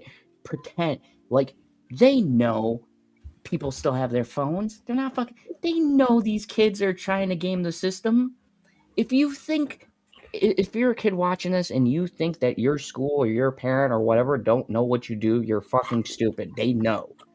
It's just I was told when you do it. I was told many years ago that if you didn't know, your ass better call somebody. So, PB, what do you think? The O-double-G. What do you think about this? Do you think this is? I think this is. I think that I miss original DX. I think this is some of the best news that I've heard. Do you think that this is long overdue? Like, I don't know what took them so long. I didn't know that it was. I don't understand how it ever became a thing that was acceptable. That's what I'm saying. And they didn't let you take your fucking Tamagotchi out. We couldn't. I fucking had a Tamagotchi. That motherfucker. Put that shit back in your pocket. You leave it in your locker. I'm taking it away from you. But well, you can't take a kid's phone. Why not? Why? Exactly. Oh, there's an emergency. I don't understand why they have going to their class. I don't think you need a phone until you can drive. Like until you're taking yourself away from me. It's PB. This is how I know you're going to be. I'm sure that my child's going to have a phone before that. I'm sure he's going to have a phone before that because it's just the nature of the beast now. And you don't want a person to be undeveloped in the way that the world works. And that's the way the world works at the moment. On I mean, tiny screens that you touch everywhere. and don't get me wrong. The Oh, little I'm going to get you wrong, but go ahead. the little dictator, she's a gamer. You've heard, and I know she's messaged you. You've heard about her in Resident Evil, right? Maybe And I once or just twice. started that. She got her own. She's in love with Leon Kennedy. God bless her soul. Uh, I'm so proud of her, but she's developed. Like, I just steered her in the direction, but she loves Don't PlayStation. start barking at nothing, you Her fuck. favorite series is the Resident Evil series. She's Dog. developed her own taste and views on things. She loves The Last of Us season 1. This is the thing. Kids will develop their own taste different from us, but we do mold a lot of what they become. And I think this whole phone thing is on the parents too. And as these Parents are going downhill, that's for sure. and as these younger You kids want to? I are know that from having personal kids, experience because I got to bring all you down. and as these younger kids are having kids, they're not they're introducing these things, and they're not monitoring the way that they're being handled. Like, there's a time for phones, there's a time for games, and then there's a time to sit back and fucking learn something. And I can't believe I'm saying this, fucking Kentucky, for actually stepping up and saying, hey, just fucking pretend, right? Because half of it, they know kids are cutting the pouches or using old phones. I bet you the fucking school administrator knows all of this shit. But they're still getting what they reached for. And what was that? Kids interacting. And this is fucking crucial, folks. I'll give you an example. I was at the bar the other day. Zod works at the bar sometimes. He makes his appearance, comes in as villain. Everybody loves villain Zod. I got myself some za, short for pizza, right? Zah. Some za, right? And I watched this young couple. And I know they're 20 something because they gave me their ID, right? Like 23, 24. This couple goes out on a date. They get a table, $8 an hour to rent, 9-foot, beautiful blue table. Rent a table for me. They get themselves some pizza, right? Now, we've been there before. I don't know what the prices are because I get shit discount. But let's just say the pizza, large pizza is like, I don't know, $12. All right, we're just throwing it out there. They sat there on their phones, texting each other messages back and forth. This is on a date. How do I know that we're on a date? To give each other a cute little kiss. One of the guy I was talking to, I was like, hey, you taking your girl out on a date? He was like, yeah, this is our first date. Right? First date, they are communicating 2 feet in front of each other on a fucking phone. That's wild. That was my exact thought. It is wild to me that kids in this age are so disconnected from human interaction that when you are on a fucking date, you are literally communicating with the person across from you on a phone. And I just want to read what Cremo wrote for a second because this is pretty funny. When you're down and troubled, you need a helping hand, and there's nothing is going right. Close your eyes and think of me, and soon you will be brightened your darkest night. Giving some of the basic music education, PB Carol King. Thank you, Cromel. Words of wisdom. Anyways, the point being is that we had 2 people dating at my bar, communicating on a cell phone, paying $8 an hour, and the total was like $24. So they were on my table for a couple of hours. They spent a sum total of maybe an hour shooting pool, maybe a half an hour or so drinking, and then physical communication was maybe like 20, 30 minutes that I saw. Keep in mind, I'm cleaning up and running around, making sure no one's starting fighting shit. If you guys don't know, I do security for a small bar, right? But my point being is watching the younger generation going out to places, but not physically interacting is fucking insane to me. We've gotten to a point in society where the younger generation is most connected to being online, to these phone calls, and to texting each other, even when they're in the same fucking room.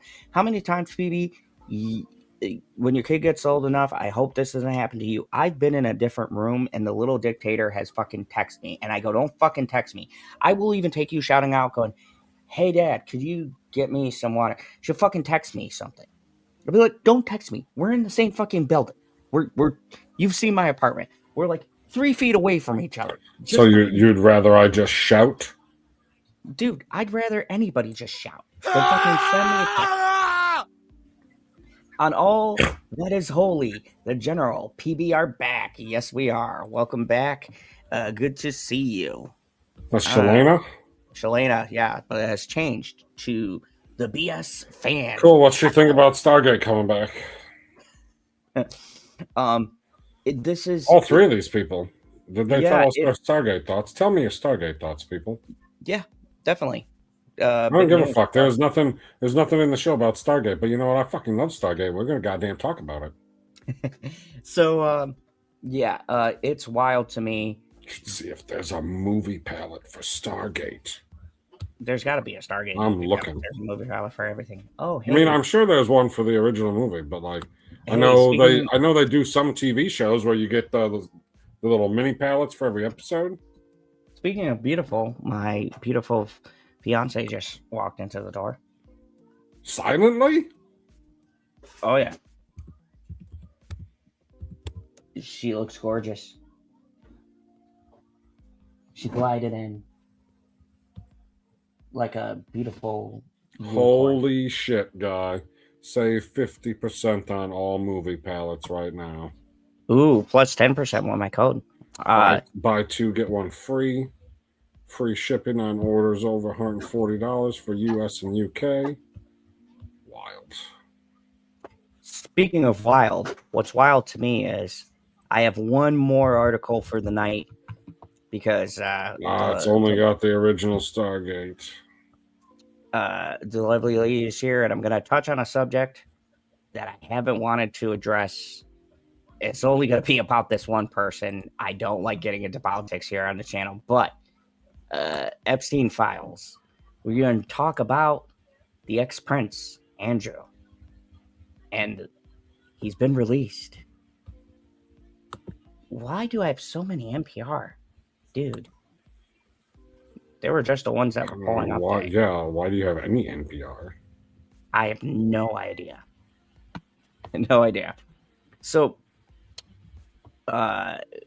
we have this news coming to us from London.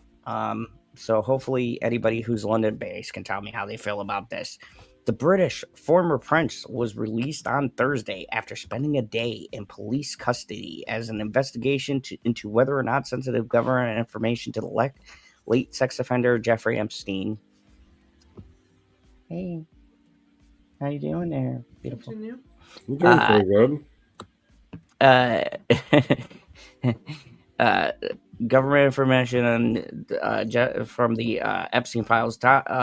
Thames Valley Police arrested Baden Winshire on suspicion of misconduct in a public office and searched his address in the countries of Berkshire and Norfolk, England. Late Thursday, the police said they concluded the searches and released the suspect, but he's still under investigation. The police identified him only as a man of 60s from Norfolk, England.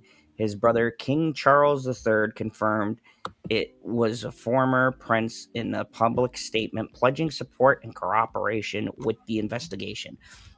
Let me state clearly, the law must take its course, Charles said in a statement. New photographs are shown showed cars arriving in the Royal Sandringham estate in Norfolk early Thursday morning of Mountbatten Windsor 66th birthday. That is a blurry ass photo, man.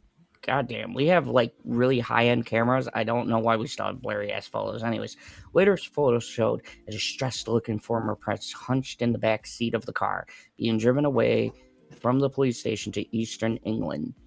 Thames Valley Police, which serves the areas west of London, said last week it was examining allegations that the then prince sent confidential trade reports to Epstein during Andrew's time in the UK international trade envoy. King Charles stripped his brother of his royal titles and evicted him from the residence last year over his friendship with the late sex offender. The former prince has admitted to having ties to the disgraced business mogul and settled a lawsuit with one of I'm sorry, I Epstein's. don't mean to laugh. I was scrolling through the movie palette and I got to the Batman, and you can clearly see where he sets off the red flare. Oh, the red. It's essentially all dark with like little splash color. I'm not sure what the scene is in the middle that looks almost peach colored. And then it's all dark again, and then you get to almost the very end. It's a solid red fucking line. A lawsuit with one of Epstein's underage victims, but he previously strenuously denied wrongdoings related to Epstein. Moped was not did not respond to requests for comments about the arrest. What a piece of shit. Here's my feelings, and this might be a little bit of crazy thing. All these motherfuckers should be old school. We get the cross. I don't know if you guys follow Rome and the history of Rome. I love the Rome. I've been watching Spartacus, so maybe I'm on my Spartacus kick here. All of these sick motherfuckers should be put on a cross, crucified, and fucking lined up in the streets. Maybe we do the spear to the fucking side and let them bleed out. These fucking sick fucking individuals. The fact that, from all I can see, we only got one interview. One dude, we've got movie stars, all sorts of people that are on this. If we could ever get a fucking a clear, non-redacted list, what are your feelings on this? Because so far we got a prince in England. Dude, I couldn't fucking care less until like we get to the next stage and they tell us what he's actually charged with. Okay, so what is your Holy shit? what? I just punched in code zone 15. It's so I get 15% off. Oh, hey, there you go. Get yourself a Batman. It definitely fucking works. Dude, 2 years running, man. They re-up the contract. But anyways, so yeah, my thing is, this feels like to me, the Alec Baldwin situation. Remember? And what wound up happening with that? They fucking released a movie. Despite me, I don't know how long I bitched and I complained about Ezra Miller and Alec Baldwin. Ezra went down in flames. I'd like to think I contributed to that, but probably not. But Alec's strong. And these motherfuckers, man, some sick deprived shit. Honestly, we need to find them and burn them. We need to find who? These fucking people tied to all this fucking heinous shit. I mean, I agree with that. But like, I think, well, he got arrested because of what they found in Epstein files. Like, okay, well, just why didn't you tell me which part? Here's the thing, and I want to touch It on that. seems like you don't tell me which part, they'll be like, well, we made a settlement with him. It's fine. He got arrested for the trade part, right? Trading secrets to Epstein. But what about, and let's go to the most important part, the fucking graping because you can't say the other word on YouTube apparently anymore, of minors and underage girls. Like, we're just fucking going over that, and we're more focused on the, like, don't get me wrong, trade secrets or whatever. That's bad news bears, sure. But the real stuff I want to get to here is the underage shenanigans. We seem to be glazing over that. And why is there all of this open investigation, and yet, like you said, no fucking convictions? We don't have any trials, nothing. Like, it's fucking mind-boggling. I agree. First, they have to Well, stop. I don't. Yep. I care in the sense that it would be nice to see people brought to justice for all the dastardly deeds that they did, but I don't care until I can get some specifics. And that's the thing. Does that make sense? Oh yeah, I 100% agree, and that's why I wanted to talk to you about this, because I feel like people want to act on this, but yet if we start incriminating people, then more people that we might know or that are in other places are going to be incriminating, and that it's this like constant stop and go, blocking certain bits of information and stuff like that. And I think we need to get Chris Hansen involved in this. They need to take a seat. Get fucking Chris on the case. These motherfuckers are going to jail. Dude, some of these movie palettes are huge. 50 inches by 20 inches. Oh my god. So as you guys know, I'm engaged to a lovely lady, and she's like, are you getting off of this yet? Because, like, oh my god. Oh, I'm She sorry. expected you to be done when she got home. We've only been going for how long? Huh? You see the hands reaching for me, Phoebe? It's only tell her it's only been 2.5 hours, man. Exactly. So relax. I'm scared. I am so scared. If you guys have been real ones on this He channel, said that you were gonna come home and do exactly what you're doing. If you've been on this channel for a while, you know. Oh no. His hair looks like shit. He's got to keep the hat on. Yeah. Don't mess up the riz, as the kids call it. Nobody calls it that for you. That's Gen Z, man. You're a generation away. And Kremel has a great point. He says your DOJ is complicit in the whole case. I don't know what you mean by complicit in the whole case. Are we talking just Andrew, or are we talking the Epstein files and everything that it touches? Because I don't trust everything that's in the Epstein files. Because the Epstein files is literally just every accusation that anybody has made that has been connected to him. I mean, there are plenty of people in the Epstein files because they're like, oh, this person's name was in it. It's like, yeah, that's because the person mentioned how they told them they don't want to hang out with Jeffrey. They don't want to come to his islands. But that's in the Epstein file, so you could say, oh, this person who said they're not going there is in the files. So he's in the files. He's in the files. Throw the book at him. It's like, holy fuck, man. This is my thing. This whole thing is oh yes, I'm still engaged. We are circling a date. It's in the works. Money. Money. How about getting Trilogy Media involved? They have been getting a lot of these guys off the street. I do agree. Trilogy Media is doing God's work there. But yeah, so once again, my update on this. Shit isn't moving. We got some prints in England.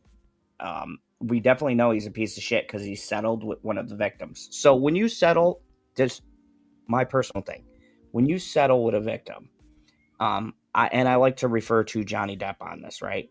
Johnny Depp fought because he knew Amber Heard was a lying piece of shit. And let's be real, he had the money to fight it, right?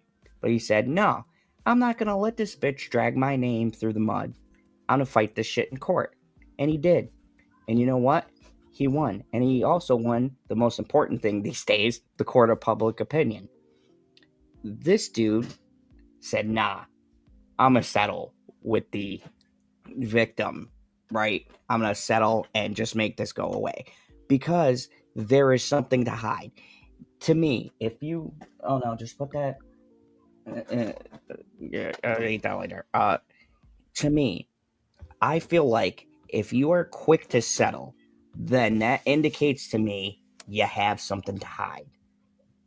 That you don't want to be drudged up in court with discovery and lawyers and them hiring PIs and digging into your personal life. Because if you have one thing to hide, then there's a high fucking probability you have a lot more shit to hide and a lot of dirty secrets in your closet. Now, who knows how many of these people did what's in there, or they're just named or whatever else. But there seems to be a fear around this because we keep on getting redacted shit. My whole point is, much like Baldwin, I would like to wait to see and to get more information. And, I don't see the point of bringing out all of these people and arresting people if we're not going to start to make charges here. Like, oh, we picked them up. There's still an ongoing investigation. Like, if you're going to do this thing, then we need to start gathering fucking evidence and clues and fucking telling people what you're charging people with. And it's just something that I wanted to get your thoughts on how you feel, and just kind of something I wanted to, because I fucking hear this 20 times a day. And look, it's the same thing. Like you and me and a lot of other channels, we cover Johnny Depp, but we got to a point where there wasn't a lot of information coming out. You're going through the trial or whatever, there's not a lot of new news things to say. Yeah, it's over. And it's over. So we need to get to a point where we're fucking convicting and we're actually bringing charges up and actually having cases. If there's all these, like, if you have all of this information, my question is, what the fuck are we waiting for on this? And why is shit being released redacted? Some things aren't redacted. Some things are in. Some things aren't. Like, it's as fishy as Epstein killing himself. Because if you believed he killed himself, I've got a fucking bridge in Brooklyn to sell you for really cheap. What's it called? It's called the Brooklyn Bridge. I do called not a bridge of lies. Sarah. I don't even know who Sarah Ferguson is. I don't know who the Princess of Norway is. Yeah, see, like, I believe it, though. See, it's kind of crazy how when we get these other takes from different places... Guilty of what, Prumel? Guilty of what? I mean, but this is the wild thing, though. Like, there's probably a... Like, you can't be guilty of being a shit person. You have to actually commit a crime, which a lot of these people did, but you gotta make the crime specific. Like, what did they do? Did they traffic the people? Did they grape the people? I don't know. And here's the thing, though, PB, and my issues that I'm having with this. These are some powerful people, and I'm going to assume a lot of this stuff happened years ago, right? How are we going to track this down? And what are we looking at as far as the, what do I want to say? Nobody ever knows what you want to say, so you're gonna have to figure it out on your own. What is the statute? There we go. What is the statute of limitation on these crimes? You know what I mean? Correct. I don't know what the statute of limitations is. Because they're all, at this point, I assume anybody that's going to be brought up on anything in any country, really. Like, I don't know exactly how that works, but whatever their version of federal crime is. Like, you might also get charged with some state crimes, because the islands in Georgia? Yeah. I don't remember. It's either off the coast of Georgia or off South Carolina. It doesn't matter. One of those two down there. So you could possibly get charged with state crimes as well. But yeah, everybody, they're going to go for the big stuff. And that's the thing. Like, how much of the big stuff is going to stick on these people? The statute of limitations that expired on most of them. Yeah, that's what I mean. Thank you, Shalena. That's what I mean. Like, this is the other thing about this too, that I think Well, that's I feel fine like then. all of So this all was- the old people who are the deviants, like Bill Clinton, they're just going to die off. But if we can catch the young ones, so the ones that were there, let's call it towards the end, the new celebrity wave of people going to Epstein Island and get all them rooted out, that would be spectacular. Yeah, because when these old fuckers die, we don't want the new. I mean, I would like to get as much as possible, but like, then you got to change the law. Like, I'm not about to be here breaking the law so that I can get what I would perceive as justice. And that's the thing here on the channel. You guys should know. Whenever we've talked about stuff, one thing we've always been firmly on, even yours truly as a villain, I might operate outside of the law and be a little bit more loosey-goosey than Mr. Pop Culture PB. I'm in Michigan But now, voice so I don't do as many illegal things. But I think it's important, too, to follow the letter of the law. Which The brings me- leather? the letter of the law. Look. This lovely lady is fucking distracting me here in the background. Anyways. Isn't this the last article? Yes, it is the last article. Anyways, I'm here about the letter of the law. So I'm going to round this all out. AI is going to fuck us anyways. So I don't know why we're fucking worried about this. The machines are going to fucking take over. Stop letting me go. Dude, I want to... Okay, cell now phones. I'm... So you see, like, what people are doing with AI is just giving it literal verbal or written commands on something to make. But I want to know if it can learn in the sense that, can I be like, okay, I need you, AI, to watch every episode of Stargate Atlantis and then give me a finale of Stargate Extinction, the movie that they were going to make originally, as a whole new fucking thing. Like, start to finish, make it 2 hours long and get everything in there so that we can resolve the Wraith storyline. And what the fuck is going to happen? They said that's what's going to change everything, is that people are just going to start making their own movies. Which, I don't know, if everybody makes their own movie, are you ever going to want to watch anybody else's? Because you'd be like, yep, I did what I wanted to do. I mean, that's what I did back in the day playing wrestling games. It's like, oh, these wrestlers aren't even in the same company, but I can create them and I can make them fight and see who's going to win. Yeah. Thanks for watching, everybody. We got to go.